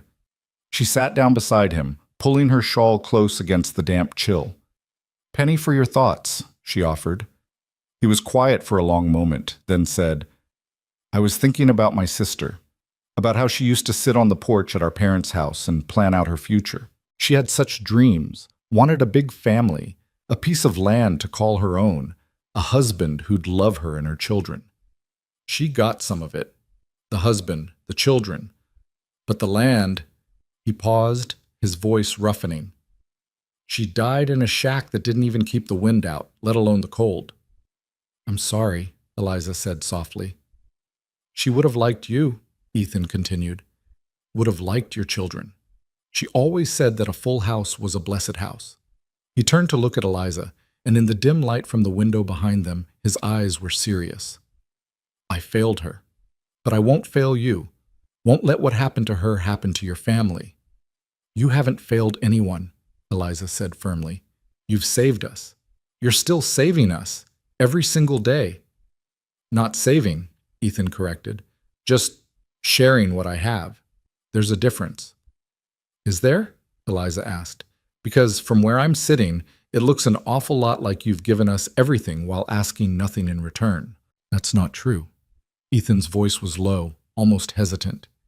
You've given me plenty. What could we possibly have given you? We came here with nothing. We still have nothing. Ethan gestured toward the house behind them, where the children slept safe and warm. You've given me purpose, reason to fix the roof, to plant a bigger garden, to care about whether the fences hold through the next storm. Before you came, I was just existing, going through the motions, working because that's what you do, not because it mattered. But now, he trailed off, seeming to struggle for words. Now? Eliza prompted gently. Now I wake up and there's breakfast cooking and children's voices and life happening all around me, Ethan said quietly. Now I fix things because I know people are depending on them. Now I plan for the future because there are people to share it with. You think you've given me nothing, but you've given me everything that matters. Eliza felt tears pricking her eyes. Ethan, I know I'm not easy to live with, he interrupted, as if afraid of what she might say. I know I'm rough around the edges, not much for talking, set in my ways. I know taking on another man's children isn't something most people would choose. But if you and the children are willing to stay, if you can stand living here with me, then I'd like you to stay. Permanent-like. The words hung between them, not quite a proposal, but something close to it, an offer, an invitation, a tentative reaching towards something more than temporary arrangement. Eliza's heart hammered in her chest. Are you sure? 11 children, Ethan. That's not a small thing. I've been living with 11 children for months now, he pointed out. Seems to me I'm already doing it. Might as well make it official. Official, Eliza repeated. What exactly are you suggesting? Ethan's face flushed, visible even in the dim light. I'm suggesting that maybe we should think about making this arrangement more permanent, legal-like. So those busybodies can't come back and try to take the children, so you don't have to worry about where you'll go or how you'll manage, so we can just be a family. Eliza's breath caught. A family? If you want, Ethan said quickly. No pressure. I know it's not romantic or anything fancy. I know I'm not offering you much, just hard work and a small house and a stubborn man who doesn't always know how to say what he means. But I'd take care of you, all of you, best I could. For a long moment, Eliza couldn't speak. Emotions warred inside her chest, hope and fear, gratitude and uncertainty, the bone-deep loneliness of the past year clashing with the tentative warmth of the past few months. I need time, she said finally, to think, to make sure this is right for everyone. Take all the time you need, Ethan said, though she could hear the disappointment in his voice. I'm not going anywhere. They sat in silence for a while longer, and when Eliza finally rose to go inside, Ethan caught her hand briefly, just a gentle squeeze, there and gone, but enough to send warmth flooding through her entire body. Inside, lying in the loft beside her sleeping children, Eliza stared at the ceiling and tried to sort through the tangle of her thoughts. Marriage to Ethan would solve so many problems, would give the children security, would provide them with a father figure they desperately needed, would end the uncertainty that shadowed every day. But was that enough reason to marry? Practicality and gratitude? What about love? The question haunted her through the days that followed. She watched Ethan with new eyes, paying attention to things she'd been trying not to notice. The way he patiently taught little Joseph how to whistle. The way he listened when Sarah chattered endlessly about nothing. The way he made sure Matthew and John took breaks from their work, reminding them they were still boys, not machines. The way he looked at Eliza herself when he thought she wasn't watching, a look that held warmth and something that might be longing. Could she love him? Or more accurately, was she already starting to? The answer came unexpectedly on a warm May morning. Eliza was in the garden, her hands deep in the soil, when she heard a commotion from the direction of the barn. She stood quickly, her heart jumping into her throat, and saw Matthew running toward the house, his face pale. "Mama! Mama! Come quick! It's Mr. Cole!" Eliza dropped her trowel and ran, her skirts tangling around her legs. She found Ethan on the ground near the corral, his leg bent at an unnatural angle, his face white with pain. John stood over him, looking terrified. "What happened?" Eliza demanded, dropping to her knees beside Ethan. "Horse spooked," Ethan managed through gritted teeth. Through me. Legs broken. Eliza could see that for herself. The break was bad. Not compound, thank heavens, but definitely broken. Matthew, ride to Silver Creek and fetch the doctor. John, help me get him inside, carefully now. The next hours were a blur of activity and pain. The doctor arrived, set the leg with Ethan biting down on a leather strap to keep from crying out, then left instructions for keeping it clean and immobile.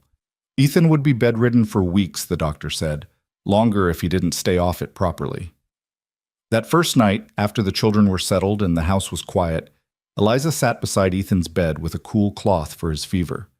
The setting had torn something inside him, and infection was a real danger. I'm sorry, Ethan mumbled, half delirious with pain and laudanum. Can't work, can't provide. Useless. Hush, Eliza said firmly, wiping his forehead. You're not useless. You're hurt, and you're going to heal. The planting, he muttered, needs to be done. The fence, Matthew and John will handle it, Eliza assured him. You've taught them well. They know what to do. Not ready, Ethan protested weakly. Too young. Then they'll learn by doing, Eliza said. The way you did. The way everyone does. Rest now. Let us take care of you for once. She stayed by his bedside through that long night, changing the cloth when it grew warm, giving him water when he stirred, watching his face in the lamplight. And somewhere in those quiet hours, as she sat vigil over this man who had given her family everything, Eliza realized the truth. She loved him. Not out of gratitude or obligation or practical necessity, but genuinely, truly loved him. Loved his quiet strength and his awkward kindness. Loved the way he saw her children not as burdens, but as people worth investing in. Loved how he'd claimed them in front of hostile witnesses, how he'd stood firm against judgment and criticism, how he'd made a place for them in his solitary life, even though it cost him socially and emotionally. She loved him, and the realization was both terrifying and liberating. The weeks of Ethan's recovery tested them all. Matthew and John took over the bulk of the physical work, rising before dawn and collapsing exhausted at night. Rebecca helped Eliza manage the house and the younger children. Even the littlest ones contributed what they could, fetching and carrying, running messages, trying to be helpful. And Eliza discovered something she hadn't expected. They could manage. The family could function, could survive, could even thrive without Ethan's constant labor. They had learned from him, absorbed his knowledge and work ethic, and now they were proving they could carry on. But more importantly, they wanted to. Not because they had to, but because this was their home now. This land, this house, this life they were building together. It belonged to all of them. Ethan watched from his bed, frustrated by his forced inactivity, but clearly moved by what he was witnessing. They're doing good work, he told Eliza one evening.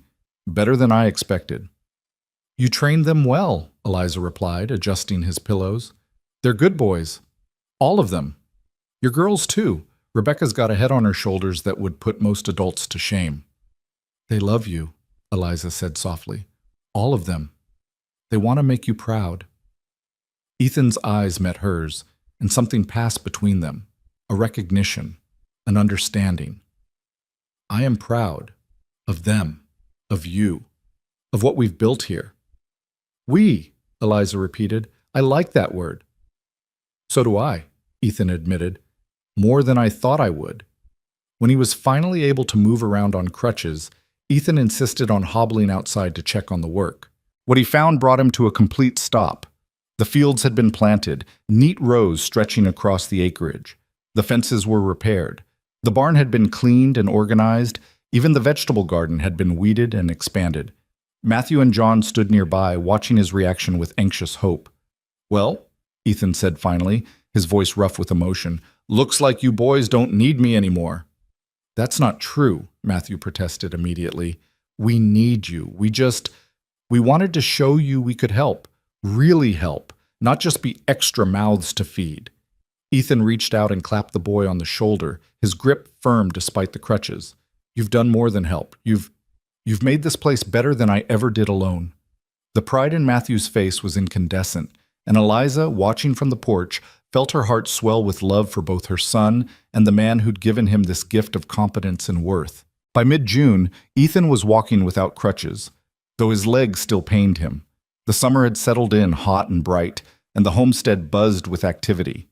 The garden was producing, the crops were growing, the animals were healthy. They'd survived the winter, survived the threats from outsiders, survived Ethan's injury. They'd survived together. One evening, after supper had been cleared and the children were occupied with their various activities, Eliza found Ethan standing by the fence, looking out over the land. She joined him, comfortable now with the silences between them. "I've been thinking," Ethan said after a while, "about what I said back in April, about making things permanent." Eliza's heart began to pound. "Have you changed your mind?" "No," he said immediately. "Opposite, actually. I'm more sure now than I was then. Watching how everyone pulled together when I was laid up, seeing how the boys have grown, how the little ones have settled in. This is what family looks like. This is what I want." "I've been thinking too," Eliza said quietly, "about what it means to build a life with someone, about partnership and trust and shared purpose." "And?" Ethan turned to face her fully, his expression guarded but hopeful. "And I think I'd like to make this permanent too," Eliza said, her voice steady despite the emotion threatening to overwhelm her. "Not just for the children's sake, though that's part of it, but for us. Because somewhere along the way, this stopped being about survival and started being about actually living, building something real and lasting." Ethan reached out and took her hand, his calloused palm warm against hers. "I know I'm not romantic. I know I can't offer you a fancy life or smooth words or—" "I don't want fancy," Eliza interrupted. "I want real. I want honest. I want someone who'll stand beside me when things get hard and celebrate with me when they get better. I want partnership built on respect and mutual effort. And I think that's what we've been building all along." "So that's a yes?" Ethan asked, and there was something almost vulnerable in his voice. "That's a yes," Eliza confirmed. "To making this permanent, to being a family, to choosing each other deliberately, not just out of necessity." Ethan smiled then, a full, genuine smile that transformed his entire face. "Should probably ask you proper-like, make it official." "Probably should," Eliza agreed, her own smile matching his. But they stood there for a while longer, hands clasped, watching the sunset paint the sky in shades of gold and rose, and neither of them felt the need to rush. They had time now. They had a future stretching out before them, full of work and challenges and ordinary days that would add up to an extraordinary life. They had each other, and they had chosen it. That was enough. The proper proposal came 3 days later, though not in any way Eliza had imagined. She was hanging laundry on the line she'd strung between 2 posts behind the house, the summer sun warm on her shoulders, when Ethan appeared beside her with something small clutched in his hand. "Got something for you," he said without preamble, his face slightly flushed. Eliza wiped her damp hands on her apron and turned to face him. In his palm lay a simple ring, not gold or silver, but carved from dark wood, polished until it gleamed. The craftsmanship was rough but careful, every groove and curve shaped with obvious effort.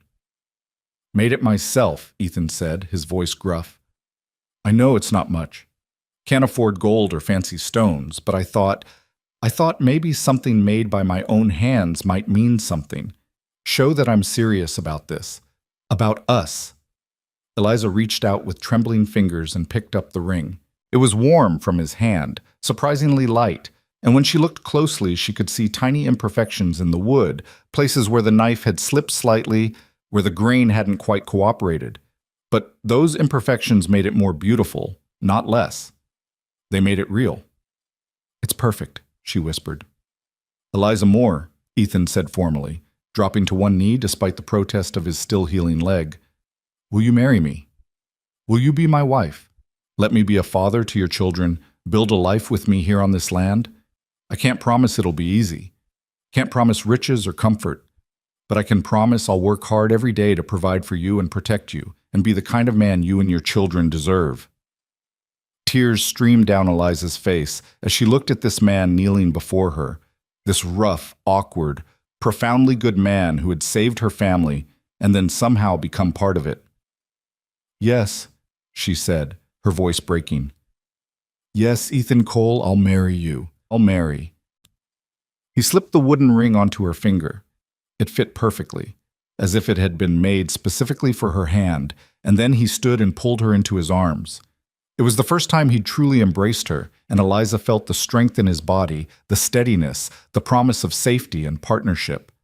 Behind them, a small voice squealed with delight. They broke apart to find all 11 children watching from various hiding spots, behind the corner of the house, peeking through windows, clustered near the barn. They'd been spying, clearly, waiting to see what would happen. "Did she say yes?" Sarah called out, her voice high with excitement. "She said yes," Ethan confirmed, and the children erupted in cheers. They came running then, all of them, surrounding Eliza and Ethan in a chaotic circle of hugs and questions and laughter. Even Matthew and John, trying to maintain their teenage dignity, couldn't hide their grins. Rebecca was crying happy tears, and the little ones were jumping up and down, not entirely sure what was happening but caught up in the joy of it. "Does this mean Mr. Cole will be our papa?" little Joseph asked, looking up at Ethan with wide, hopeful eyes. Ethan crouched down to the boy's level, his expression serious. "If you'll have me. I know I can't replace your real father, and I won't try to, but if you're willing, I'd be honored to be your papa from here on out." Joseph threw his small arms around Ethan's neck, and one by one the other children followed suit until Ethan was buried under a pile of embracing bodies. He looked overwhelmed and uncomfortable and happier than Eliza had ever seen him. They were married 2 weeks later in the small parlor of the territorial judge in Silver Creek. It wasn't the wedding Eliza had once dreamed of. There were no flowers or fancy dress, no crowd of well-wishers, no celebration. Just her and Ethan and the judge and the children as witnesses. Matthew stood as Ethan's best man, his young face solemn with the weight of the responsibility. Rebecca held the baby and tried to keep the younger ones quiet during the brief ceremony. When the judge pronounced them man and wife, Ethan kissed Eliza chastely on the forehead, his ears turning red with embarrassment at the public display of affection. The children cheered anyway, and for the first time in longer than she could remember, Eliza felt something like pure, uncomplicated happiness. They spent that night as they'd spent so many others, Ethan by the fire, Eliza and the children in the loft and bedroom, because neither of them quite knew how to navigate this new reality.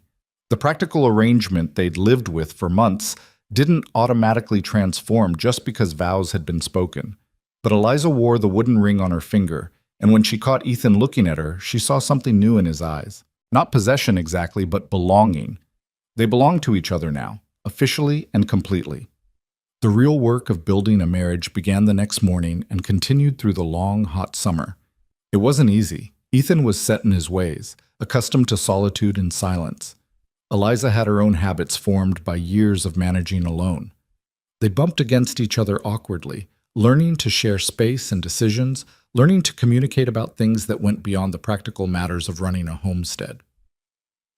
Their first real argument came in late July, over something so small Eliza could barely remember later what had started it. Something about how to manage the harvest, she thought, or whether to sell some of the produce in town. Whatever the cause, they'd both said sharp words, and Ethan had stalked off to the barn while Eliza had retreated to the house, her face hot with anger and embarrassment. Rebecca found her mother sitting at the table, staring at nothing. "You two will work it out," the girl said wisely, old beyond her 14 years. "How can you be sure?" Eliza asked. "Because you both want to," Rebecca replied simply. "That's what makes you different from other couples I've seen. You both actually want this to work. You're both willing to fight for it." She was right, of course. That evening, Ethan came back to the house and sat down across from Eliza at the table. "I was wrong," he said without preamble. "About the harvest? You were making sense, and I was just being stubborn because I'm used to deciding things on my own." "I was too quick to dismiss your concerns," Eliza admitted. "You know this land better than I do. I should have listened more carefully." They talked then, really talked, working through the disagreement until they reached a compromise that satisfied them both. And when they finished, Ethan reached across the table and took Eliza's hand, his thumb brushing over the wooden ring he'd made. "We're going to have more fights," he said. "Probably lots of them. We're both stubborn people." "Probably," Eliza agreed. "But we'll work through them," Ethan continued, "because that's what partners do. They don't run away when things get hard. They stand together and figure it out. Together, Eliza echoed, and the word felt like a promise. August brought a crisis that tested that promise to its core. A drought settled over the prairie day after day of relentless sun and cloudless sky. The crops began to wither. The creek that supplied their water dropped to a trickle. The animals grew restless and irritable in the heat. Ethan worked himself nearly to exhaustion trying to save what he could, hauling water from the deeper well, building shade structures, doing everything possible to minimize the damage. Matthew and John helped, their young faces grim with worry. Everyone knew how much they depended on the harvest. It would determine whether they had enough to eat through the next winter, whether they could afford supplies and necessities. One particularly brutal afternoon, Eliza found Ethan sitting on the porch steps with his head in his hands. She sat down beside him, close enough that their shoulders touched. "Lost half the wheat," he said without looking up. "Maybe more.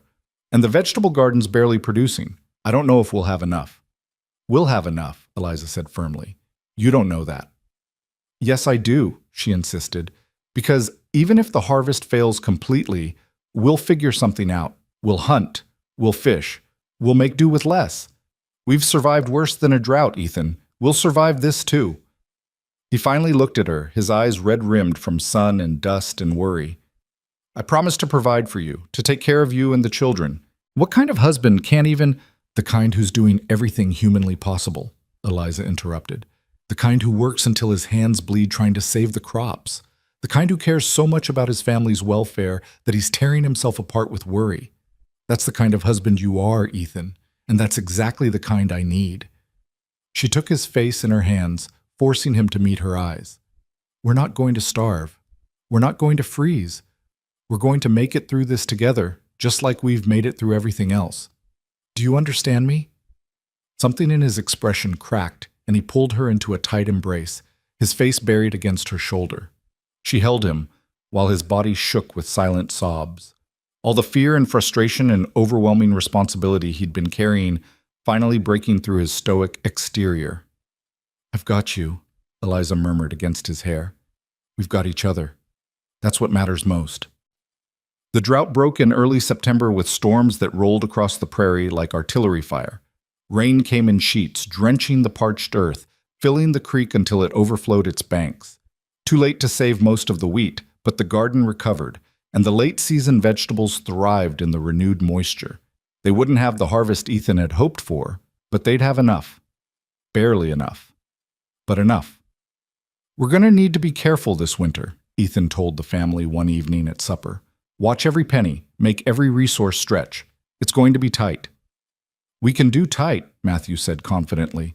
"We've done tight before." "And we always had less then than we have now," Rebecca added. "We've got the chickens for eggs, the cow for milk, a full root cellar. We've got each other. That's more than enough." Looking around the table at the children's determined faces, at Eliza's steady confidence, Ethan felt something shift inside his chest. They weren't afraid. They were ready to face hardship together, to work and sacrifice and support each other through whatever came. This was what family meant, not the absence of struggle, but the presence of unity in facing it. "You're right," he said quietly. "We'll be fine." And they were.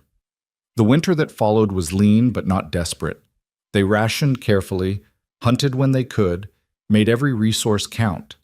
The children never complained, even when meals were simple and portions small. They'd learned something over the past year, learned that security didn't come from abundance, but from knowing they could rely on each other no matter what. Christmas that year was nothing like the lonely holiday Ethan had spent the year before. The house was full of noise and laughter, of children singing carols and playing games they'd invented with sticks and stones. Eliza had saved back a bit of sugar and made simple cookies that the children savored like treasures. Ethan carved small wooden toys for the younger ones, working in secret in the barn for weeks. When the children were finally asleep on Christmas night, exhausted from excitement, Eliza and Ethan sat together by the fire. She'd moved her sleeping space down from the loft after the wedding, and though they still maintained a certain awkward distance, they'd grown more comfortable with each other's presence. "Thank you," Eliza said softly. "For what?" "For giving my children a real Christmas, for making them feel safe, and loved and like they belong somewhere. They do belong, Ethan said. This is their home. Our home. Eliza reached over and took his hand, lacing her fingers through his. I love you, she said, the words coming out in a rush. I know we haven't talked about that much, and I know our marriage started as more of a practical arrangement, but I need you to know I love you, Ethan Cole. Not out of gratitude or obligation, but because of who you are, because of how you love my children, because of how you've shown me what real partnership looks like. Ethan stared at their joined hands for a long moment, and when he spoke, his voice was thick with emotion. I love you too. Have for a while now, actually. Just didn't know how to say it. Didn't know if you'd want to hear it. I want to hear it, Eliza whispered. Every day. If you're willing. He pulled her closer, and she rested her head against his shoulder, feeling the steady beat of his heart through his shirt. Outside, snow began to fall again, soft and silent, blanketing the prairie in white. But inside the small house, warmth and love pushed back against the cold. Spring came again, as it always did, and with it came new challenges and new joys. The garden was planted larger than ever, with all the children helping. The fields were sown with hope for a better harvest. The animals multiplied, adding to their modest prosperity. One warm April morning, Eliza realized she'd missed her monthly courses. At first she dismissed it as stress or age. She was past 35 after all. But when it happened again, and then a third time, she couldn't deny the truth. She was pregnant. The realization terrified her. 12 children. She would have 12 children. At her age, with all the risks that came with pregnancy and childbirth, with another mouth to feed when resources were already stretched thin. But beneath the fear was something else. Joy. Pure, uncomplicated joy at the thought of bringing Ethan's child into the world, of giving him this gift after he'd given her family so much. She told him one evening as they worked together in the barn, her words tumbling out nervously. Ethan went completely still, his hands freezing on the leather tack he'd been oiling. A baby, he repeated, as if testing the words. Our baby. Yes, Eliza said. I know it's not ideal timing, and I know we're already stretched thin, and I know... She stopped because Ethan had dropped the tack and swept her into his arms, lifting her off her feet and spinning her in a circle. When he set her down, his face was split by the widest smile she'd ever seen from him. A baby, he said again, and this time his voice was filled with wonder. Our baby, Eliza, this is everything I never thought I'd have. You're not worried? She asked, searching his face. About the cost, the work, I'm terrified, Ethan admitted honestly. But I'm also happier than I've ever been. We'll figure it out, just like we figure everything else out. Together. The children were equally thrilled when they learned the news. Even the older ones, who understood the practical implications, couldn't contain their excitement at having a new sibling. Rebecca immediately started planning, talking about how she'd help with the baby, how the little ones could take turns holding it, how they'd all pitch in to make things easier for Eliza. We're going to need a bigger house, Matthew observed practically. Eventually, anyway. This one's already pretty crowded. Then we'll build one, Ethan said simply. Next summer, after the harvest. We'll add on, make more room, make this place fit the family it's holding. It was the first time anyone had acknowledged out loud that this wasn't temporary, wasn't a stopgap measure until something better came along. This was permanent, this was home, and they were going to invest in it, build it up, make it a place that could hold all of them comfortably. The baby came in early December during a cold snap that froze the prairie solid. The birth was hard, harder than any of Eliza's previous labors. And for several terrifying hours, Ethan paced the small house while the midwife from Silver Creek worked behind the closed bedroom door. When he finally heard the baby's cry, thin and reedy but unmistakably alive, Ethan's legs nearly gave out from relief. The midwife emerged a few minutes later, her face tired but smiling. You have a daughter, she announced, and your wife is fine. Exhausted, but fine. Ethan went into the bedroom to find Eliza propped up against pillows, her hair damp with sweat, her face pale but radiant. In her arms was a tiny bundle, red-faced and squalling. Our daughter, Eliza said softly, looking up at him with tears in her eyes. Our hope. Hope, Ethan repeated, moving closer to look at the impossibly small person they'd created together. That's perfect. He sat carefully on the edge of the bed, and Eliza placed the baby in his arms. Hope quieted immediately, her unfocused eyes trying to make sense of this new world, her tiny hand curling around Ethan's finger with surprising strength. She's beautiful, Ethan whispered, his voice thick. Perfect. The other children were allowed in one at a time to meet their new sister. The younger ones were awed into silence, their eyes huge as they took in the miracle of new life. The older ones were more composed, but no less moved. Rebecca cried openly, and Matthew's voice cracked when he congratulated his mother. That night, with Eliza and Hope resting in the bedroom, and the children settled in their various sleeping spots, Ethan stood at the window and looked out at the frozen prairie. 2 years ago, he'd been alone in this house, going through the motions of living without really being alive. He'd been haunted by his sister's death, convinced that he'd failed in the most fundamental way possible. Now his house was full of children, 12 of them, counting the baby. His wife slept peacefully in the next room, recovering from bringing their daughter into the world. His stepsons had become the sons of his heart, working beside him every day, learning and growing. His stepdaughters had brought warmth and care and gentleness to a house that had known only harsh practicality. He hadn't failed. His sister's death would always be a sorrow, but he'd honored her memory in the best way possible, by making sure other children didn't suffer the same fate. By opening his home and his heart to a family that needed him just as desperately as he'd needed them. The first real test of their expanded family came that spring when Mrs. Ashford returned, this time with the territorial marshal in tow. Eliza saw them coming and immediately sent the children to the barn with Rebecca in charge, her heart hammering with fear. Ethan met them in the yard, his stance wide and defensive. Eliza stood beside him, Hope bundled against her chest, presenting a united front. Mr. Cole, Mrs. Cole, Mrs. Ashford said, her voice dripping with false sweetness. I've brought Marshal Thompson to investigate the welfare of the children living on this property. The children are fine, Ethan said flatly. Nevertheless, the marshal needs to see for himself, Mrs. Ashford insisted. There have been concerns raised about the suitability of this arrangement, particularly given the number of minors involved. The marshal, a weathered man in his 50s, looked uncomfortable with his assignment. Mr. Cole, I don't want any trouble. I just need to verify that the children are being properly cared for. If you'll allow me to speak with them and inspect the premises, inspect whatever you want, Ethan interrupted. Talk to whomever you want. We've got nothing to hide. What followed was the most thorough examination Eliza had ever endured. The marshal walked through the house, noting the sleeping arrangements, the food stores, the general cleanliness. He spoke to each child individually, asking about their treatment, their education, their daily life. He examined their clothes, their health, even their hands to see if they bore signs of abuse or neglect. Throughout it all, Mrs. Ashford hovered disapprovingly, clearly expecting to find evidence of mistreatment, but there was none to find. The children were healthy, well-fed, and obviously happy. The house was clean and orderly. The property was well-maintained.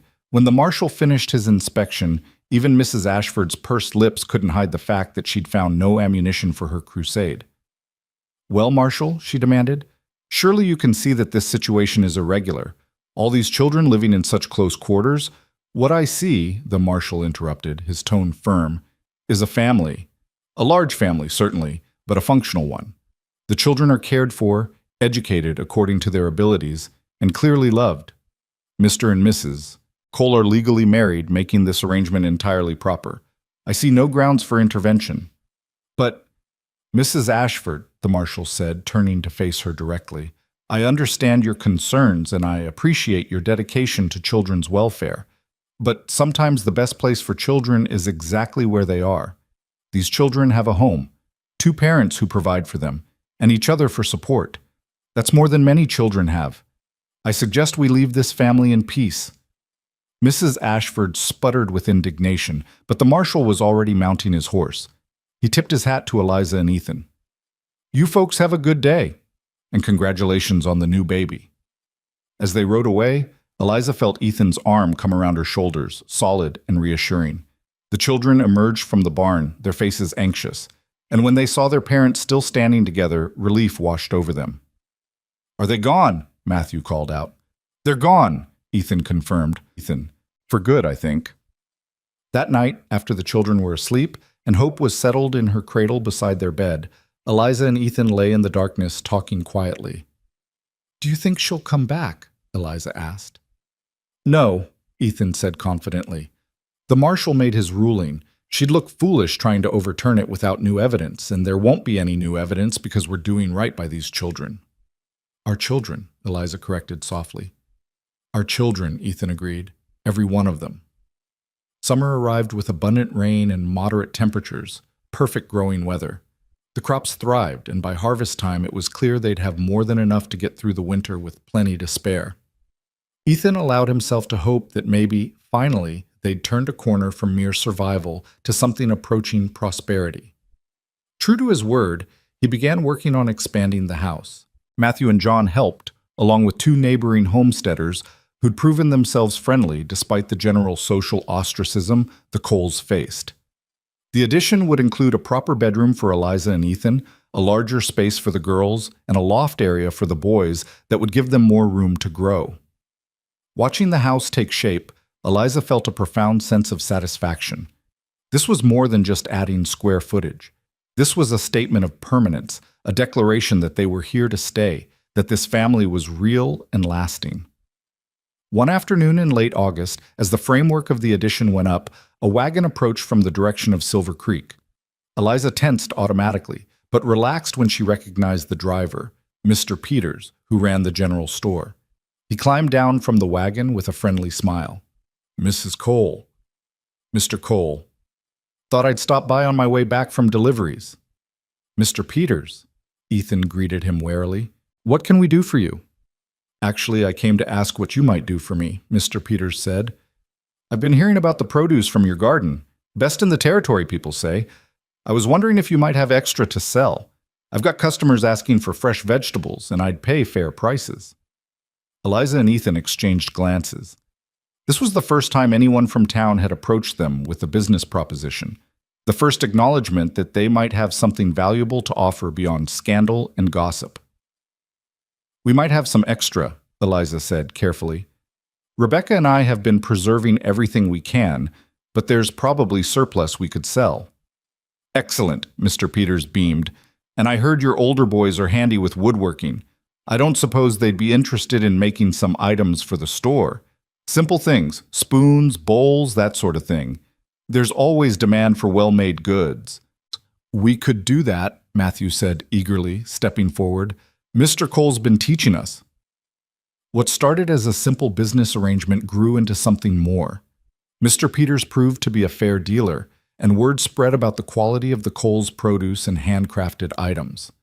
Other merchants began approaching them. Slowly, grudgingly, the community began to accept that the Cole family wasn't going anywhere, and that they might as well do business with them. It wasn't friendship exactly. Most people still kept their distance, still whispered about the widow who'd trapped the bachelor into taking on her massive brood. But it was a form of acceptance, a recognition that the Coles had earned their place through hard work and determination. By the time Hope celebrated her first birthday, the expanded house was complete and the family's prospects had improved dramatically. They weren't wealthy by any means, but they were stable in a way that had seemed impossible just 2 years earlier. On Hope's birthday, they gathered around the table for a simple celebration. Eliza had made a small cake with precious sugar, and the children sang while Hope clapped her hands and laughed, looking around at her family, at Ethan's proud smile, at the children's happy faces, at the home they'd built together from nothing but determination and love. Eliza felt a peace she'd never thought she'd know again. "What are you thinking?" Ethan asked quietly, reaching over to take her hand. "I'm thinking about the night we arrived," Eliza said, "how desperate we were, how certain I was that we wouldn't survive. And now? Now I know that sometimes the worst moments lead to the best outcomes," Eliza said. "We lost everything, but we found this. Found you. Found home." Ethan squeezed her hand, his wooden ring, he'd carved one for himself to match hers, pressing against her fingers. "Best thing that ever happened to me was opening that barn door and finding you there. Best thing that happened to me was you letting us stay, Eliza countered. We're staying forever, right, Mama? Little Sarah asked, having overheard their conversation. Forever, Eliza confirmed, looking at Ethan. This is our home now. Our forever home. Forever, Ethan agreed, and in his eyes Eliza saw the truth of it. They'd been tested by weather and poverty and social censure. They'd faced down those who wanted to tear them apart. They'd survived drought and injury and the simple, grinding work of building a life from scratch. And they'd done it together. The years that followed brought more challenges. There were always challenges, but also more joys. Matthew grew into a man, eventually claiming his own piece of land adjacent to Ethan's and building a house there with his father's help. John followed a few years later. Rebecca married a good man who saw past her humble beginnings to the remarkable woman she'd become. The other children grew and thrived, each finding their own path while remaining connected to the family that had saved them. Eliza and Ethan had 3 more children together, each one welcomed with the same joy as Hope had been. The house expanded again to accommodate everyone, growing organically to fit the family it sheltered. People sometimes asked Ethan if he ever regretted opening his barn that night, letting in a widow and her 11 children who'd upended his entire life. His answer was always the same. Regret? He'd say, looking genuinely confused by the question. Why would I regret finding my family? Because that's what they were. Not a burden accepted out of obligation or guilt, not charity given to the desperate, not a practical arrangement born of mutual need, though it had started that way. They were family, chosen deliberately, built intentionally, sustained through love and work, and unwavering commitment to each other. Eliza Moore had been driven from town as a burden, chased away with her children like animals. She'd arrived at Ethan Cole's barn with nothing but desperation and fear, but she'd found something there in the hay, something she hadn't expected. She'd found a man willing to see past numbers and inconvenience to the people underneath. She'd found someone willing to claim her family as his own, to stand against judgment and criticism, to build a life based not on what society expected, but on what his heart demanded. She'd found home, and in the end, that was everything that mattered, not the size of the house, or the abundance of the harvest, or the approval of neighbors. Just the simple, profound truth that they belonged to each other, and that belonging was enough. It was more than enough. It was everything.